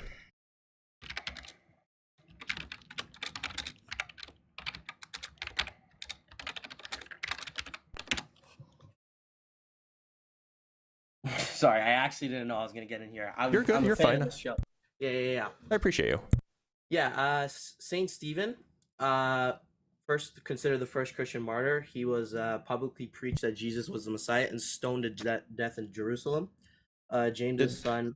Yeah. So we, and I'm just double checking. I'm not. Look, I wasn't raised Christian, so like I don't know a lot. But my understanding is that the only information we have about Stephen at all is from the Acts of the Apostles. Is that true? Or do we have other information about Stephen as well? In the book of Acts, yeah. But also like a lot. So like there's more than one person though, like Saint Peter. Right. But like we can talk about Stephen. So like, sure. How do we know that Stephen was executed for the claim that executed because he refused to recant the claim that Jesus rose from the dead? Well, a lot of these things I'm just basing off of the fact that a lot of history agrees with these things, right? Like a lot of people do like basic things, right? Jesus was a real person. Jesus did die on the cross. I agree. Those are probably both true. Those are both also both not very unusual, right? Yeah, like lots of people lived, lots of people were crucified.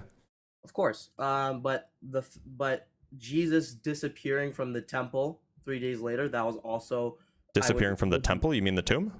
The tomb, sorry. But that's not something that we can confirm. That's the issue. In what way? I mean, okay. So you would say that you don't believe that he was missing from his tomb 3 days later. I don't even know. I don't know. I don't know if he was, but it doesn't seem like that. It doesn't seem like that we have good reason to that we have super compelling evidence that like he was missing from his tomb.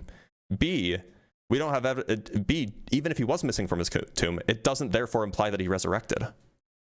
Well, that's true. Yeah. Okay. So let me. Also, I'm pretty sure that it wasn't standard Roman practice to put people in a tomb after they were crucified. It wasn't, but okay. So well, then why was he in a tomb? He was in after he was crucified. They took him down, right? And let me formulate. I actually did not know I was getting on the show. Wait, hold on. You're fine. Yeah. So apparently, typically Romans left crucified bodies on the cross to decompose as a public deterrent. So like, how do we even know that Jesus was ever put in a tomb? Through a Romish-Jewish burial process, not secretly or symbolically. He says that he was crucified by Roman execution. A respected Jewish leader requested the body. A member of the Jewish ruling council, publicly identifiable, wealthy, and he asked for the Roman governor for Jesus's body.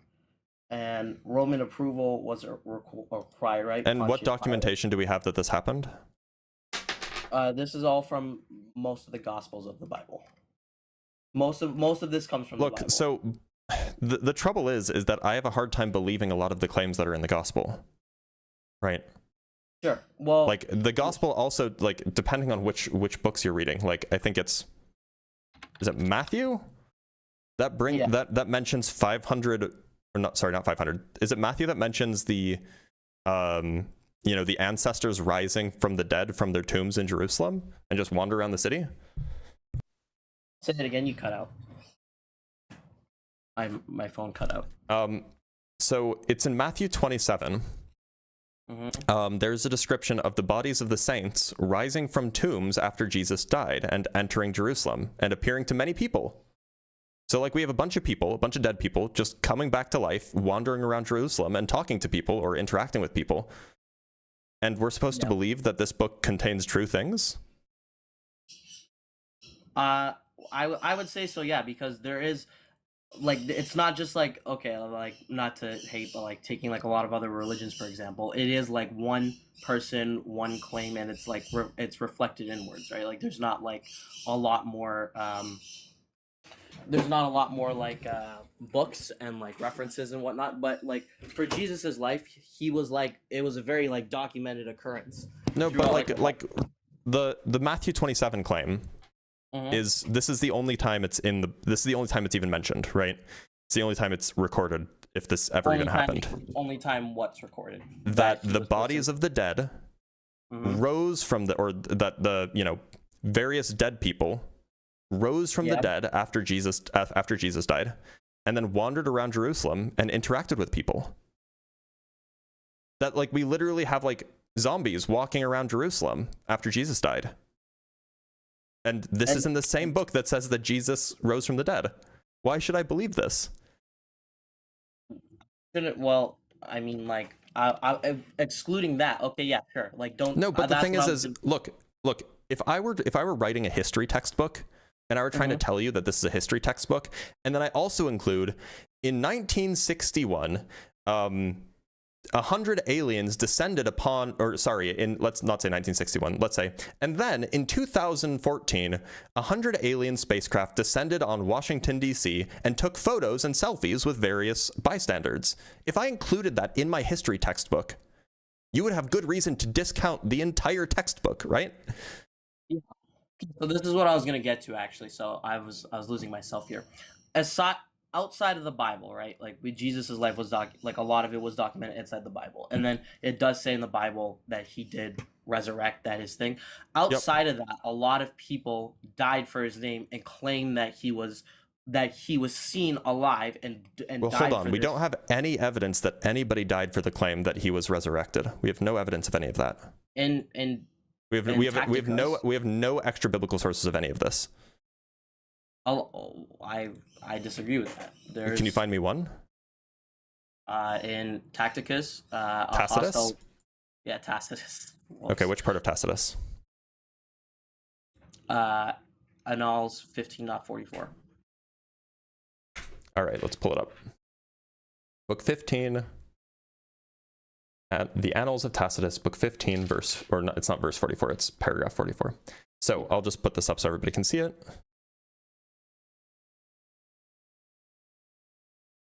Make it a little bit smaller so that we can see the whole thing. 44. This is quite long. So far, the precautions taken were suggested by human prudence. Is this the part that you're referring to? Okay, so I'll skip down to the Christian bit. But neither human help nor imperial munificence nor all the modes of placating heaven could stifle scandal or dispel the belief that the fire had taken place by order. Therefore, to scotch the rumor, Nero substituted as culprits and punished with utmost refinements of cruelty a class of men loathed for their vices, whom the crowd styled Christians. Christus, the founder of the name, had undergone the death penalty in the reign of Tiberius by sentence of the procurator Pontius Pilatus, and the pernicious superstition was checked for a moment, only to break out once more, not merely in Judea, the home of the disease, but in the capital itself, where all things horrible or shameful in the world collect and find vogue. First, then, the confessed members of the sect were arrested. Next, on their disclosures, vast numbers were convicted, not so much on the count of arson as for the hatred of the human race. And the derision accompanied their end. They were covered with wild beast skins, blah, blah, blah, blah, blah. Then they're tortured and blah, blah, blah, blah, blah. So it doesn't actually say that they were convicted and executed because they refused to discount the resurrection. Apparently, they were convicted for the hatred of the human race.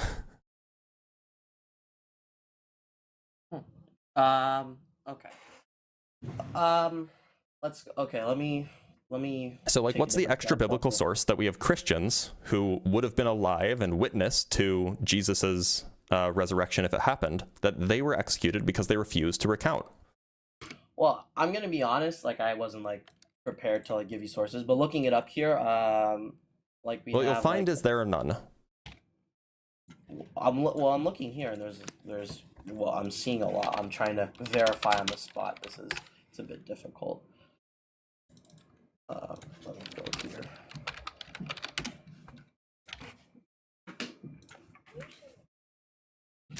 here. Lucian of Samosata. I have no idea. So, by the way, how do you spell that? Lucian. He was a satirist, apparently. Yeah. Okay, so what should I look up? By the way, he lived like 100 years after Jesus died. Yeah, well, that doesn't. So is he going to have an account of somebody who was alive when Jesus was alive, and who would have seen the resurrected Jesus, and he could attest to their conviction?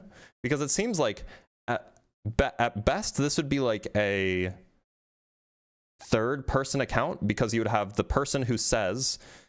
You would have, or I guess it'd be a second person account. You would have the account of some court or some historian who says that XYZ person was executed for resurrection or for claiming the resurrection. And then you would have Lucian quoting that person. Yeah. Yeah. Okay. No, let me. So I'll save you the ChatGPTing. There are none. Yeah. I've looked. Yeah. There are none. There are no extra biblical accounts of Christians being executed because they refuse to give up their belief that, or they refuse to give up their belief that Jesus resurrected. I should clarify.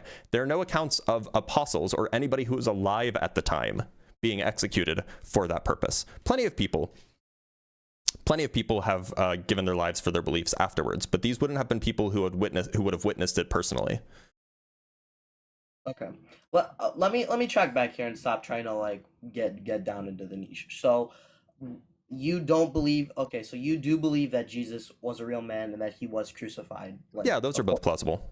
Those are both real. Do you? So we don't. So where do we stop? That you don't believe that he was? I don't think that miracles happened. I think that he was a guy who was. I think he was a guy who was, an itinerant preacher. And he was regularly engaged in things that went against the status quo. He was probably viewed as a threat by the local government and by proxy by the Roman government. And as a result of the chaos that he was sowing, whether or not he actually was or not, that's a different story. As a result of the unrest and the chaos that he was causing, he was crucified for it. Yeah. That seems super plausible to me, and it doesn't require any miracles. Yeah. So that doesn't require, but afterwards, it's based off of him resurrecting from the dead, right? That he's the Son of God. That's what being a Catholic is. I believe that there is like strong like Bible within the Bible and without the Bible. There's like who else in history has so much documentation for that they did rise from the dead. Like there is a lot of like who like Nero? I don't know. It's unfair for me to say this to you, but like who else? Nero? Like, but how much? Okay, let me look this guy up. There was like a war fought over Nero's resurrection. Like thousands of people were like went to their death because of it, and this is recorded.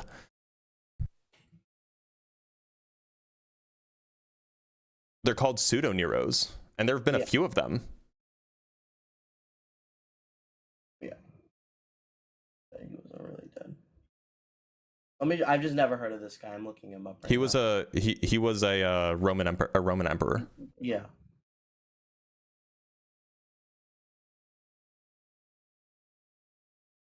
In fact, Tacitus writes about him, about the pseudo-Nero. Well, in the claim, like there's no empty tomb. There's like no eyewitness claim. There's no appearances. Right. So we're talking about extra biblical sources, right? Yeah, for this. So extra biblical sources. Nero. Tacitus wrote about the first pseudo-Nero. Same guy that you cite as writing about Jesus. We have Tacitus writing about pseudo-Nero. And what does he say though? He doesn't say. He just says that He says that he was probably a slave or a freedman from Italy. He doesn't think that he was actually Nero. And to be clear, I don't think that Tacitus thought that Jesus was actually the Messiah either. He was just recording what people thought. Well, like, I mean, like, taking Nero as an example, like, I feel like it's like not like a very like equal argument. Like, he committed suicide. His body was recovered. His tomb was known and occupied. There was no witnesses. There was 0 appearances. There was no. Well, hold on, no, but there were appearances. That's what these imposters were. There were 3 pseudo-Neros, right? Yes. Okay, and one of them led to a war because he gained a bunch of followers, and then they marched across the Euphrates to Parthia. Okay, yeah, but there wasn't. But we do know that there was 3 fake people, like people that looked like him. We do know this now. Well, I mean, because we understand that he didn't rise from the dead, because that's made up. Yeah. So, but then you can't say that about Jesus, that there may have been. Like well, you can. It's just there's 2 billion people who believe the made up thing.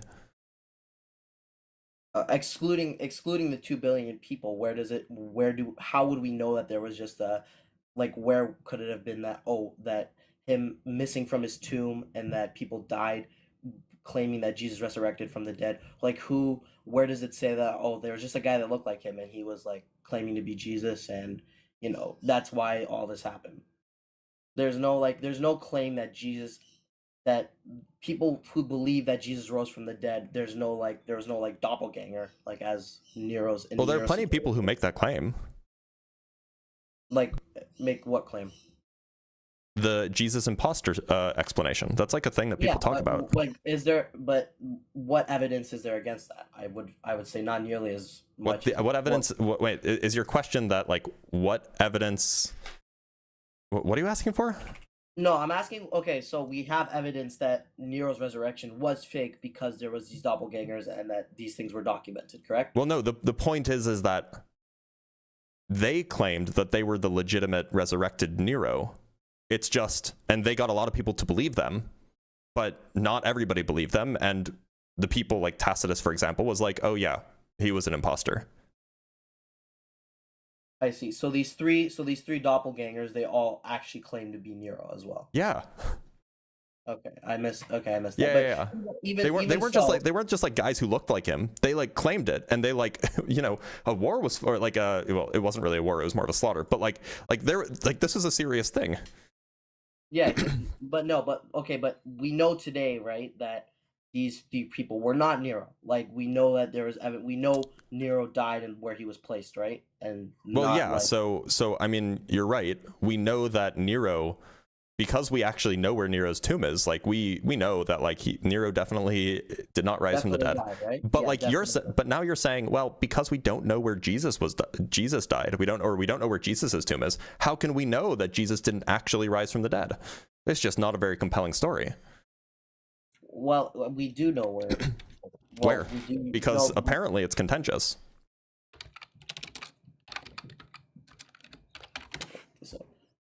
Well, we know that Jesus's tomb is within the Church of the Holy Jerusalem. Well, that's definitely not agreed upon by everybody, by the way. That's like church tradition, but that's not like a confirmed thing.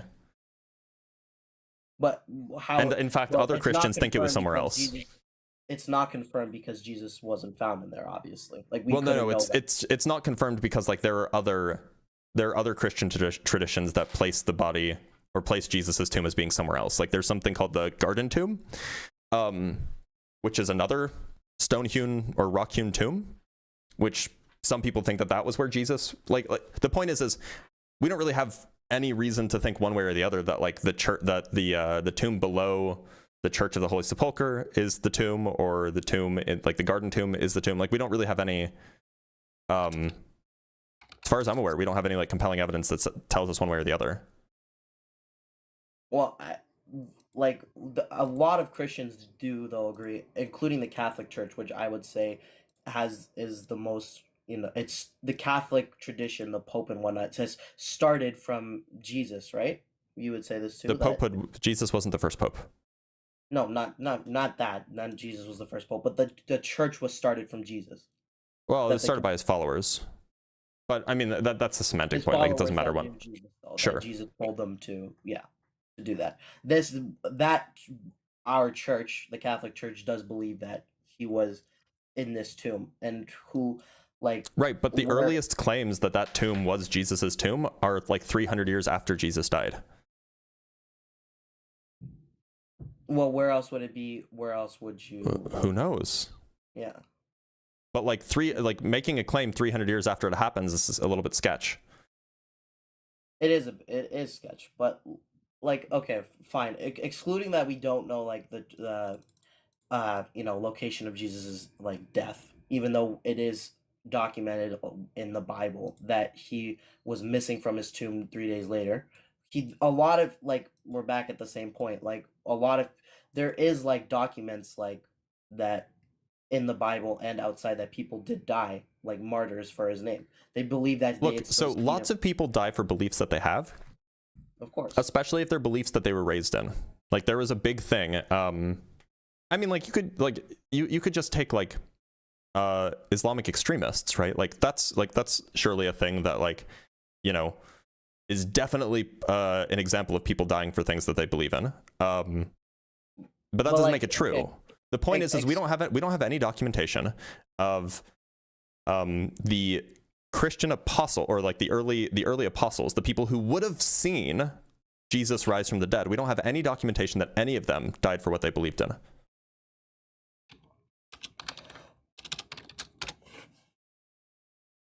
We've been over that.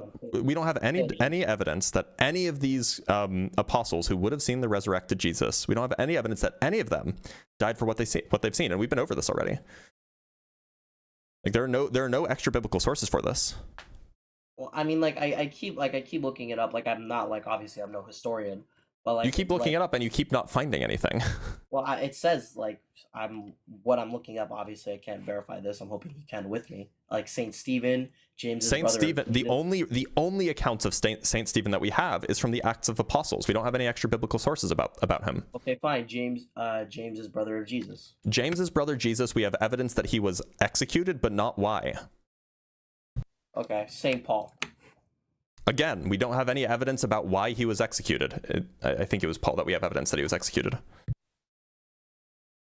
Okay, wait. And Saint Peter too. I don't think that we have extra biblical evidence for Peter. It says that in. Hold on. So we do have we have Eusebius claims that, which is 300 or 250 years after the fact. We have Eusebius claims that Paul would have been beheaded, which is a thing, but we don't know why. Okay, Peter's execution. we have Clement saying that Peter and Paul both died, and Eusebius records Peter's death as well. But we don't have any explanation about why. We don't have any description about why Peter and Paul were executed. Well, what I'm looking at here, it says Paul broke Roman law by saying Jesus is Lord, and this. Okay, so what's the source for that claim?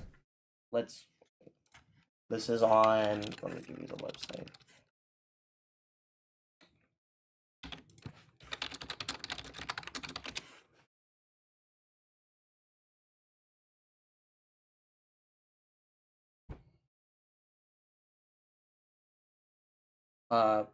Plenty the Younger. Pliny the Younger? Yeah. And this is for who? This is for Peter or Paul? This is for Paul. Okay, let's pull it up. Christians saying Jesus is Lord was seen as rebellion, and Christians were executed. Hold on. So we're looking at which particular bit?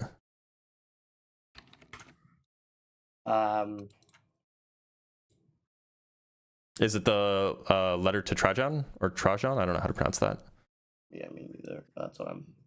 The Epistulae.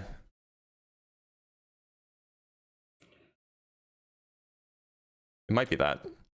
Yeah, I think. Yeah, probably check that. It'll be. I'm looking for. Just looking for quotes. So then we can actually look. So. Let us. Here, I found it. What's it called? Younger Letters, Book 10, Letter 96. Book 10, Letter 96. Okay. Okay, let's pull it up. Okay, so this is Book 10 to the Emperor Trajan. So it is a rule, sir, which I invariably observe. Let's read this together. And I just pulled up a random website. Hopefully this random website is, correct, but yeah, we'll just believe it for now. Sorry, just want to make it bigger. It is a rule, sir, which I inviolably observe to refer blah, blah, blah, blah, blah. Having never been present in any of the trials of the Christians, I am unacquainted with the method and limits to be observed either in examining or punishing them, whether any difference is to be made on account of age or of no distinction allowed between the youngest and the adult, whether repentance admits to a pardon, or if a man has been once a Christian, it avails him nothing to recant, whether the mere profession of Christianity, albeit without crimes, or only the crimes associated therewith, are punishable. All these points I am greatly doubtful. In the meanwhile, the method I have observed towards those who have been denounced to me as Christians is this. I interrogated them whether they were Christians, and if they confessed it, I repeated the question twice again, adding the threat of capital punishment. If they still persevered, I ordered them to be executed. For whatever the nature of their creed might be, I could at least feel no doubt the contumacy, I don't know that word, and inflexible obstinacy of deserved chastisement. There were others also possessed with the same infatuation, but being citizens of Rome, I directed them to be carried thither. Now, do you know if this is going to mention anything about like a specific person? No, I don't think so. Okay, because it's absolutely plausible that people who were Christians did refuse to denounce their Christianity. But that says nothing about the apostles who would have witnessed Jesus' resurrection refusing to recant the resurrection.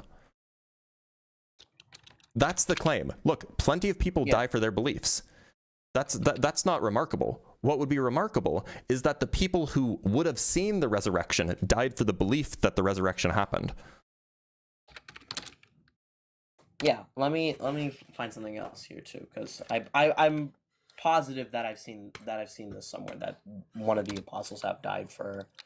I'm gonna give you one more chance, and then I am gonna have to let you go, because at this point we've done like four examples of this not being the case. Yeah. We did Pliny, we did Tacitus, we did Tacitus again, we did the other guy, what was his name? Well, we talked about Eusebius. Yeah.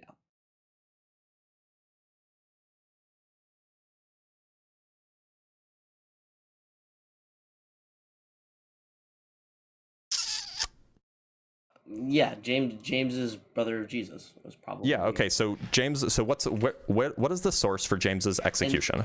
Where can we find that? And Josephus. Right. Okay. Yeah. That sounds right. So we have martyrdom of Apostle James. Right. This is in the Antiquities of the Jews. Oh, wait a minute. Hold on. let me just double check something really quick, because there's a particular verse that the Antiquities of the Jews is typically understood to be called the James, brother of Jesus, who is called Christ, and some others. One sec. He delivered them to be stoned. There's a particular thing. It's the Josephus Testimonium, which the Testimonium Flavanium, that's what it's called. And there's some contention about the legitimacy. I just want to double check that the part that we're looking at, Book 20, Chapter 9, most scholar. Okay, so Book 20, Chapter 9, that's the part we're reading, and that's regarded as authentic, so we can read this. So let's read it. And now,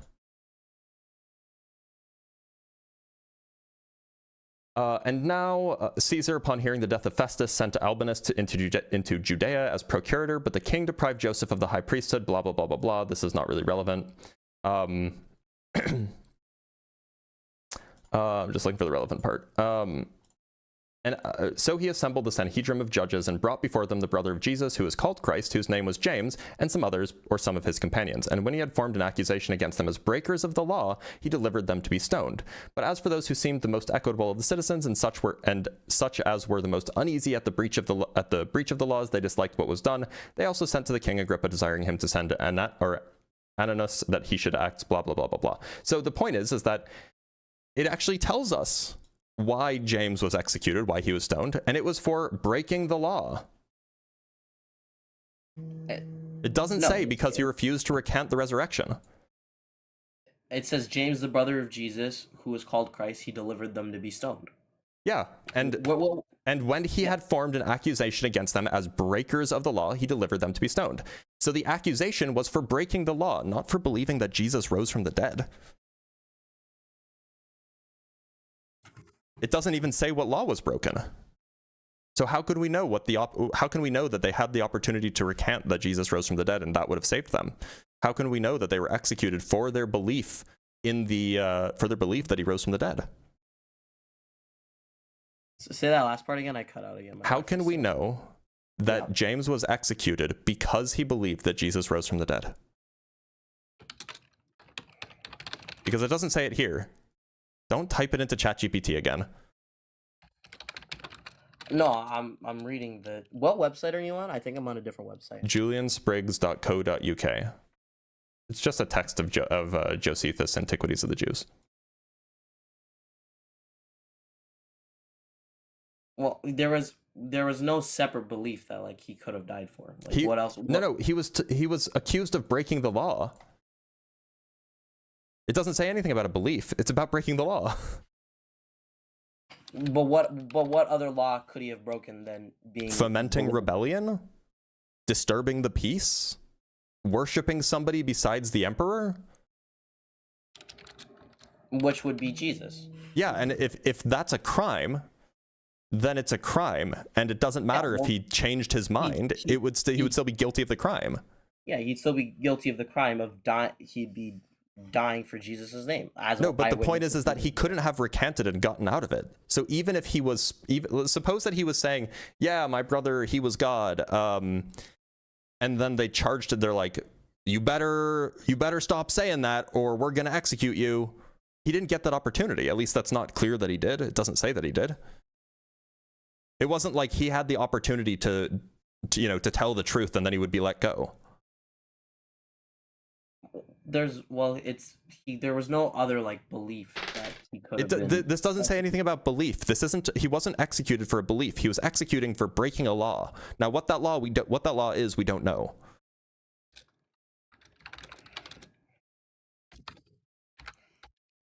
I can hear you typing, right? Yeah, I know. Well, because I'm trying to I'm definitely not no historian, like I'll tell you that much. And when I'm looking, and I do believe in the Bible, right? Like you can say that I do believe that the Bible has documented Jesus's words. I do believe that Jesus lived and did commit miracles, like he had. Yeah, miracles. But the Bible also says that there were people who rose from the dead and wandered around Jerusalem. Like, why should I believe either of those things? But in the Bible though, you don't have to take everything like so literally. Then why would I take the resurrection literally? What if it was a spiritual resurrection?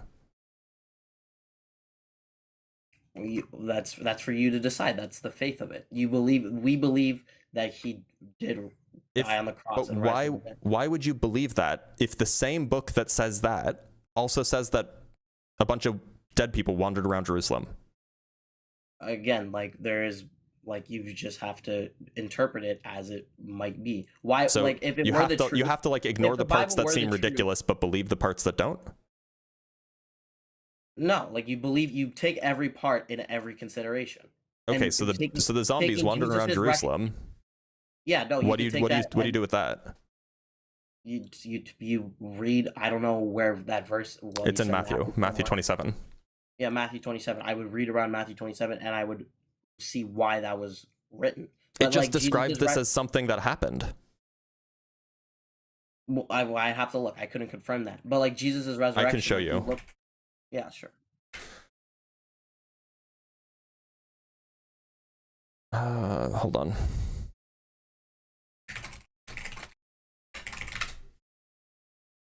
I'm saying it's like it was a, Matthew it was a 27 literal- verse all these 50 are, like, something or literal other. claims, like he could have. All right, here.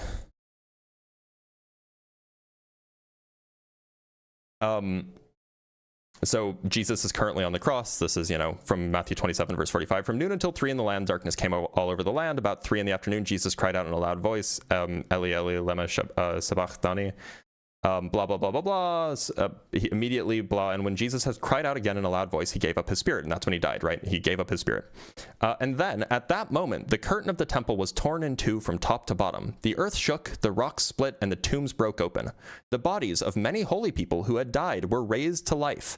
They came out of the tombs after Jesus' resurrection and went into the holy city and appeared to many people. It just says that this is a thing that happened. Also that there were earthquakes. Yeah. But like, why would anybody that's clearly not true. Wait, I missed this. Didn't you say that there was many people, dead people walking? Yeah, the bodies of many holy people who had died were raised to life. They came out of the tombs after Jesus' resurrection and went into the holy city and appeared to many people. Like again, like you can. There's a lot of ways to take everything. You have to what take is the everything. right way to take this that makes it anything but absurd? Well, okay, wait. Firstly, what is I know this is bad for me to be saying. What is considered the holy city in this book? Where is that? Jerusalem. Like, what is that's where that term is coming from? Yeah.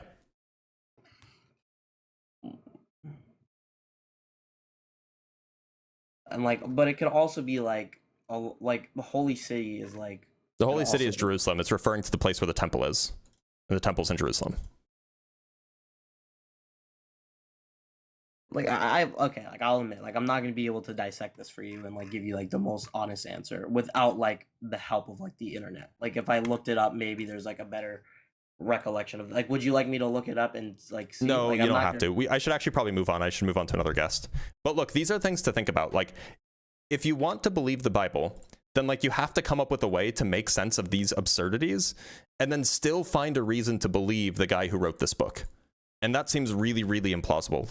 I would never listen to a historian who told me that a zombie apocalypse happened 2,000 years ago. Why would I listen to the rest of the stuff in this book?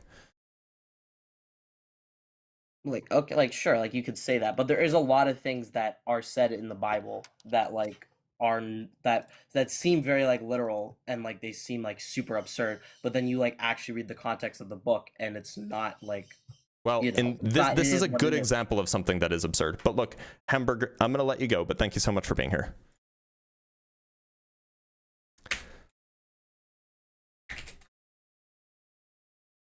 Let's read some super chats and we'll move on to our next guest. From Simeon Urchin with the $5. Oh, glob guys, I just saw the entire forest next to my house kneel down and begin to pray towards Mecca. Maybe he was onto something. Sometimes that just happens. From Dwayne Warren with the $5. If you see morality as preference rather than objective, what criteria would make belief in God reasonable to you? Well, morality isn't really related to a belief in God, in my view. The belief in God or morality coming from God is also preference. It's just God's preference. From Jamnik with the $5, I don't know about Jesus rising from the dead, but I know of a pill that has resurrected many. There's a song I don't know if I can say it. I'll say it. There's a song. It's by a band called Powerwolf, which I would recommend everybody listen to. It's called Resurrection by Erection. Excellent song. Would recommend it. More people should listen to Powerwolf. Anyway, from I'm the Big Cheese, thank you for the $5. Tacitus wasn't even alive when Jesus was crucified, and Tacitus didn't generally think highly of Christians or their beliefs. Very true. It's Resurrection by Erection, not election. Erection with an R. From Sickle Steven with the 27 Swedish kroners. Use ChatGPT. I'm good. And from NidY with the $10, for future reference, Matt's apocalypse is Midrash of Zechariah 14. He's desperate to link Jesus to prophecy for messianic legitimacy. It's why it's both nonsensical and ahistorical as well as evidence of fiction. Oh, that's a good point.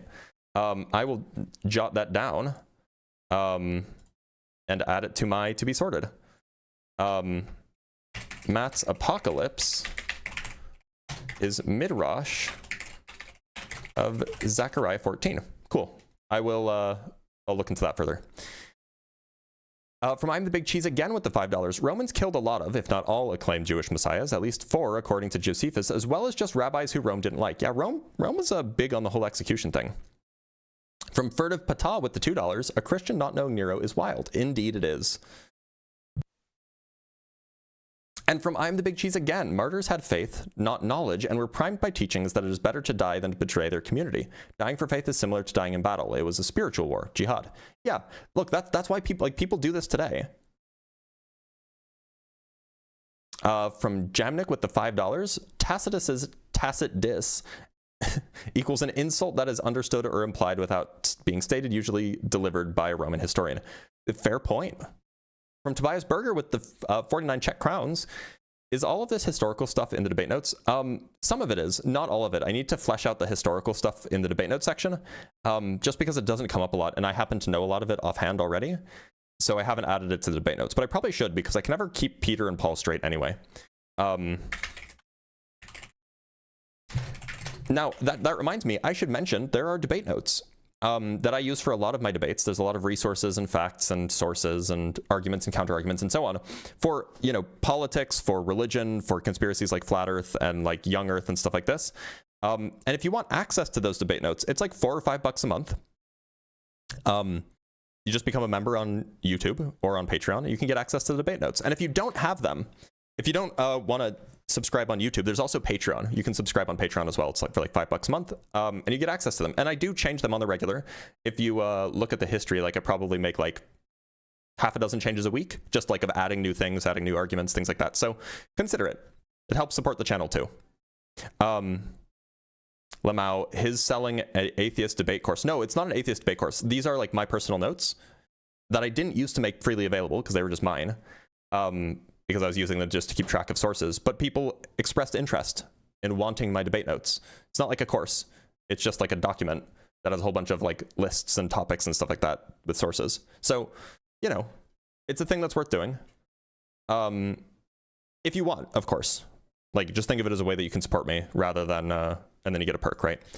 From Binary Ghost with the $5, quote, many holy people, unquote, specifies a classification that is a subset of all people. Being holy is kind of hard, right? So many holy people can be like 5 people. Yeah, but they appeared to many people in the streets. That's the important part. The important part. So if it was like 5 people, we still would have had many people experiencing those 5 people, and that should have been recorded by more than one guy. From Rizlaki with the €5. Hey, love the content. Any other way than TikTok to join? Got a different approach to this topic. Not at the moment, no. And Toe Phone Man with the $10. Hey, I like this guy. Too many people on here who say that they are atheist, and to prove that there's a god, just to insult. This guy actually uses logic and not emotional outbursts. Good luck, my dude. Well, I appreciate that. Look, if it's true, if the whole god thing is true, I want to know. Like that's important knowledge that I would like to know, right? From Milf Wrangler with the $5, just playing with the idea, in what form would God need to be in order to be literally everywhere? Like a particle? It has to be something supernatural. Like it doesn't make sense otherwise. And from a Dwayne Warren with the $5, can you reread my last question? I was conceding the morality point and asking you for your criteria in believing in God. Oh, yeah. I mean, like, look, if there's good historical evidence that like miracles happen, that would be compelling evidence. If somebody can make a compelling, like, deductive like ontological style argument, that would be a pretty good reason. If somebody could make a good design argument, that would be a pretty good reason.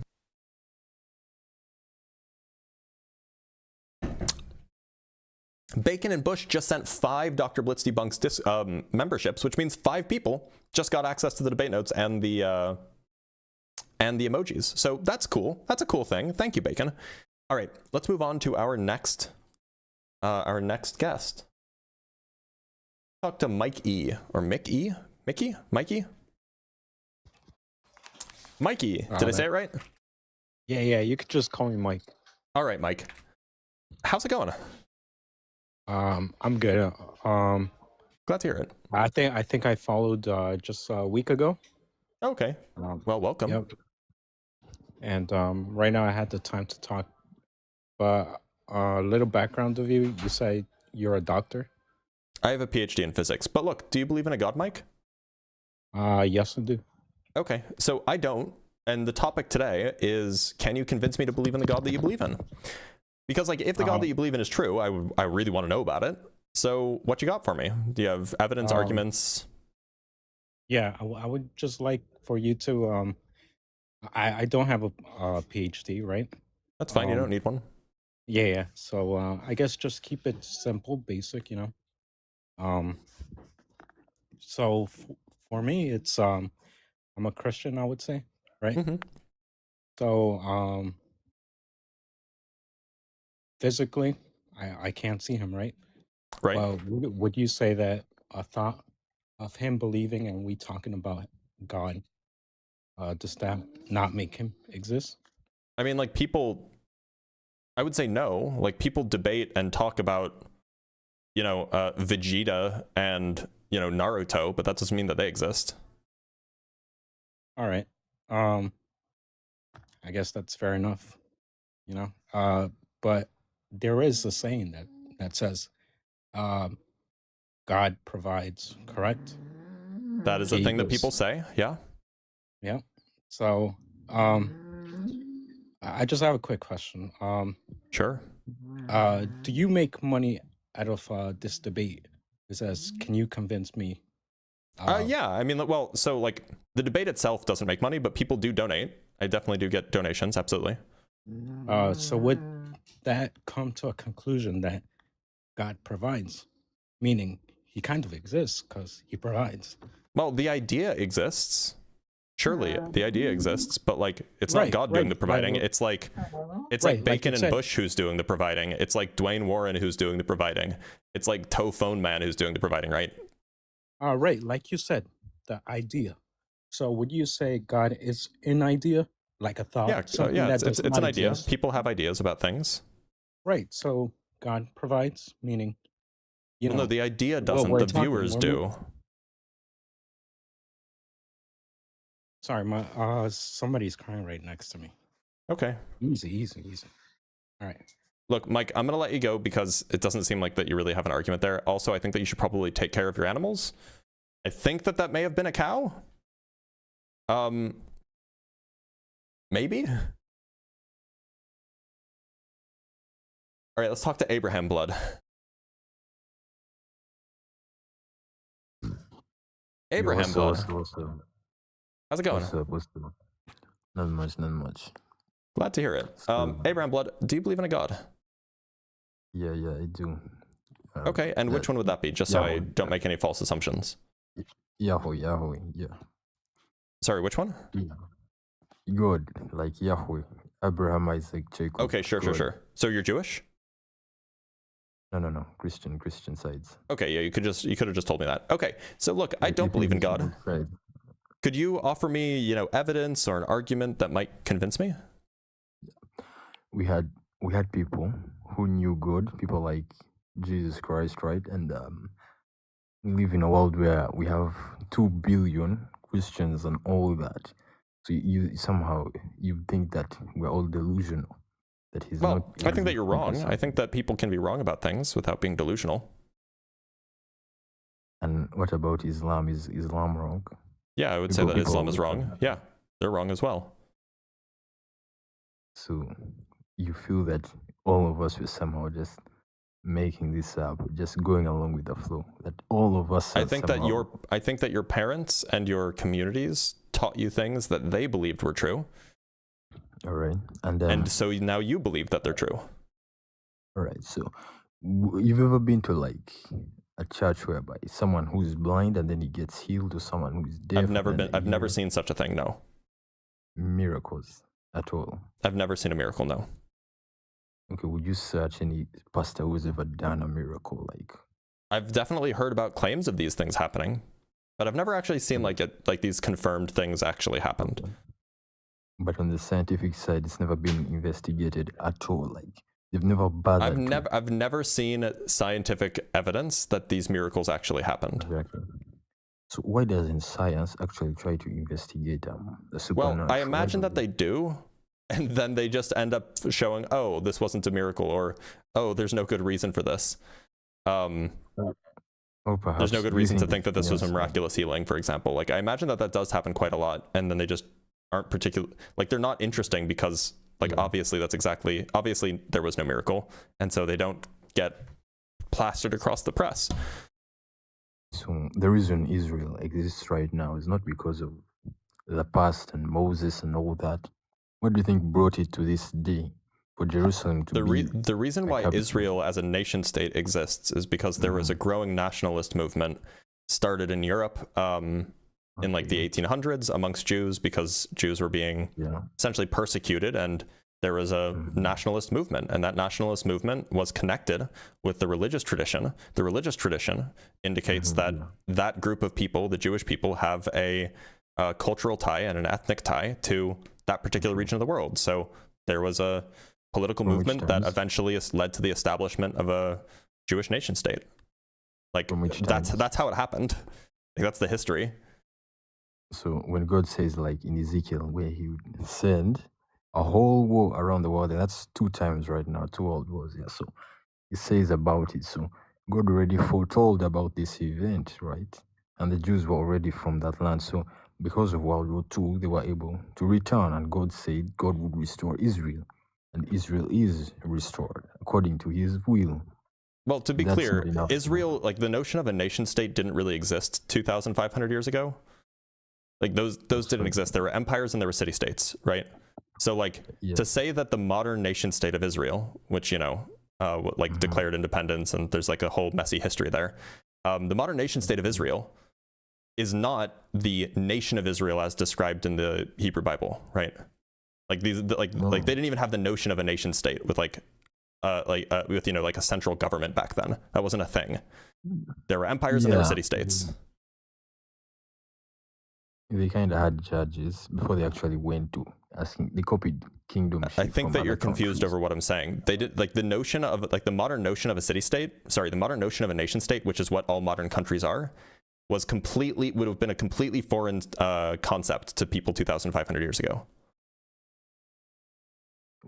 Specifically among who, like before the times of King Saul or David, who, like, yeah, those are kingdoms, not nation states.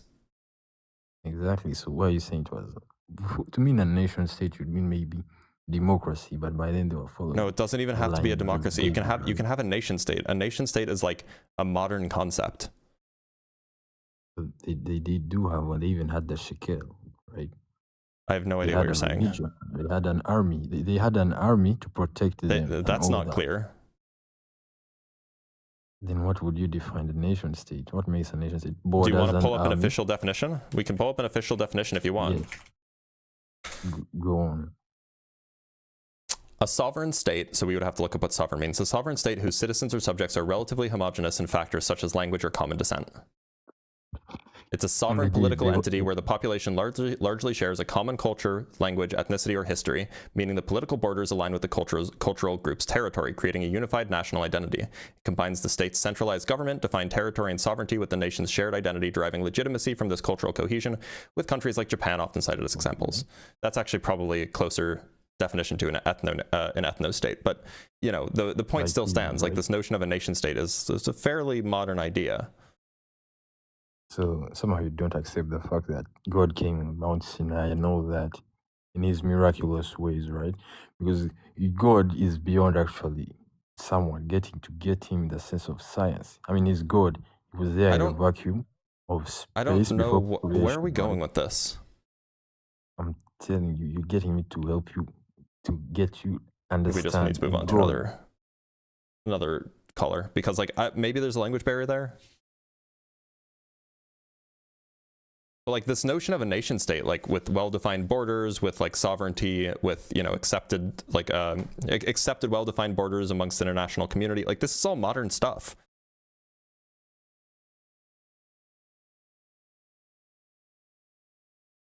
All right, let's talk to Batman.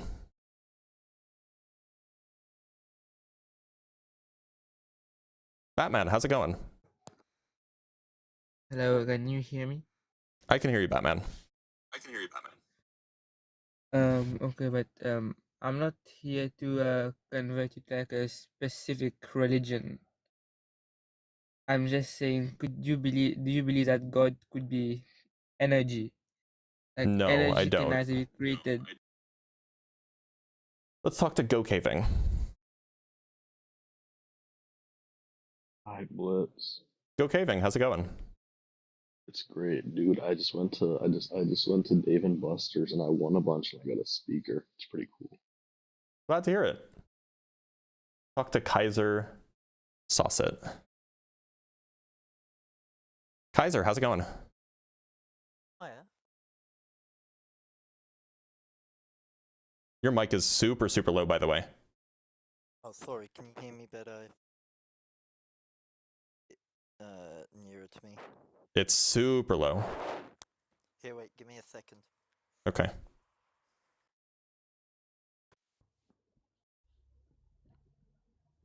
Hello. Welcome. I think it's a little bit better. Never mind. Still pretty quiet.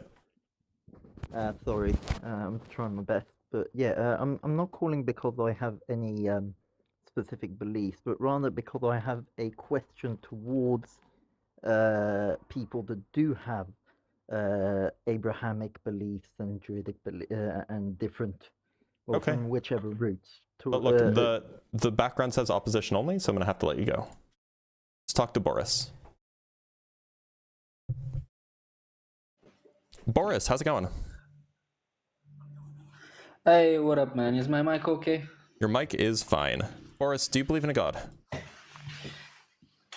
Yeah, more particularly in the Catholic version of the Christian faith. Okay, if we have great. to be accurate. Yeah, sure. So, do you can think I ask that? you a question? I suppose if it's going to be if it's going to lead us to an argument or an argument for God or, you know, evidence for God or something like that. Have you read the Thomas Aquinas work, Five Proofs? No, I haven't. It is Thomas Aquinas is a saint of the Catholic Church who I'm is really has a way with words. Yeah, and that specific book is him trying to through logic and not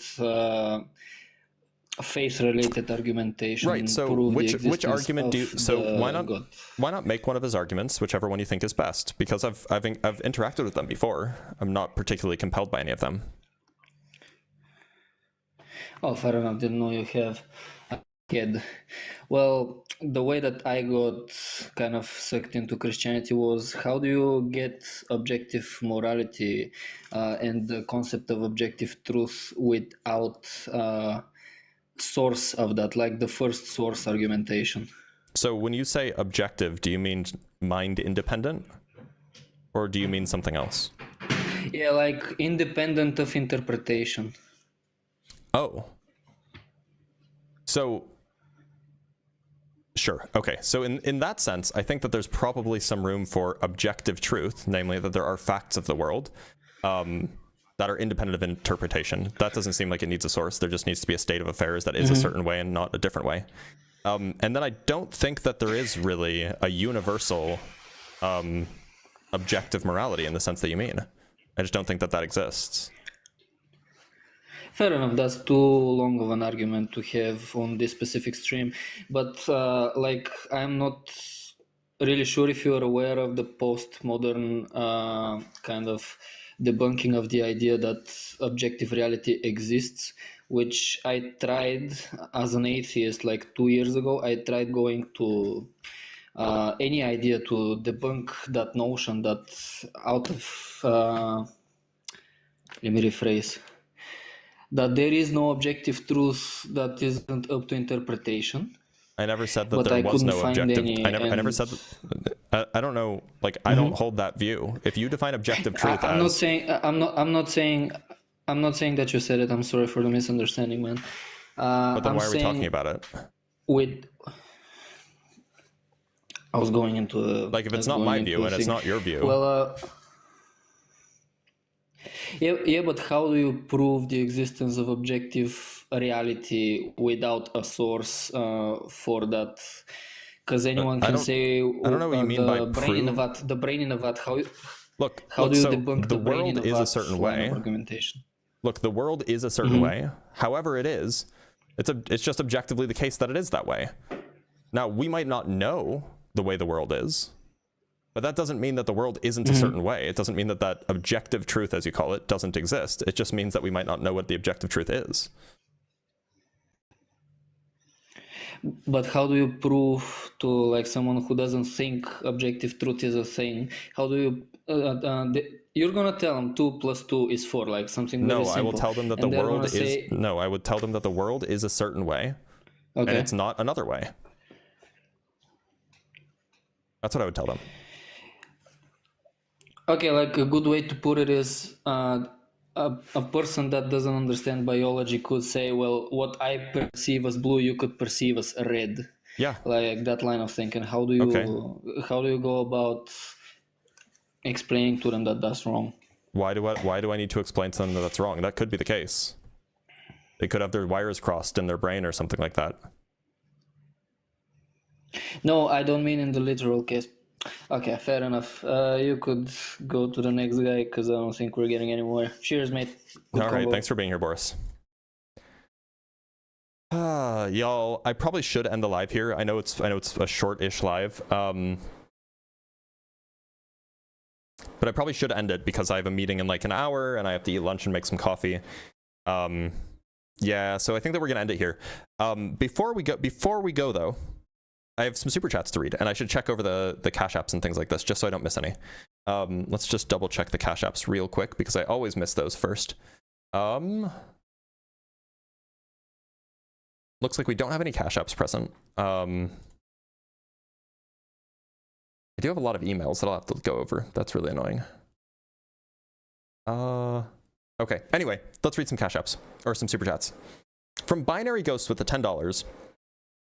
What if those many people that were visited didn't know who they were? Would you record some rando showing up claiming to be recently dead? You'd dismiss them as a drugged out loon. Well, maybe that's true, but then how did Matthew know that they went up to many people? And from Chase Martin with the $10, I get tired of the, quote, I tried being an atheist, then I studied X trope, immediately followed by showing that you never studied or thought seriously about X. You're just lying to seem like less biased. Look, so some people, I have a hard time believing that people are actually lying about this. I generally think that people mean like, you know, I used to be an atheist and then I watched and then I studied physics and then I became not a physics. I take that to mean that they used to be an atheist or they used to hate God. They were never an atheist, but they were like mad at God for whatever reason. And then they went and they watched a YouTube video by some evangelical type talking about the Big Bang. I take that to be what they mean when they say, then I studied X, because that's probably what they actually mean by that, because I don't know what it means to actually study these things in depth. All right, y'all, before I go, remember, if you're 18 plus, you should join the Discord server. Go to discord.gg/drblitz. You know, it's just Dr. Blitz, but not written out, just abbreviated DR and then Blitz. It's a great place to get announcements about when I'm posting videos, when I'm going live, when I will be on other people's live streams, when I will be on various other shows like The Line or The Atheist Experience. It's a great place to get those announcements and also talk with like-minded people, especially across platforms. If you're watching on YouTube, you can talk with TikTok people and vice versa. So, until Sunday, you will have to go on without me. I will be live on Sunday with Justin and Ian, probably. I mean, I'll be around. I don't know if they're going to be around. And I'll see you guys then for some more debate content. Until then, take care of yourself.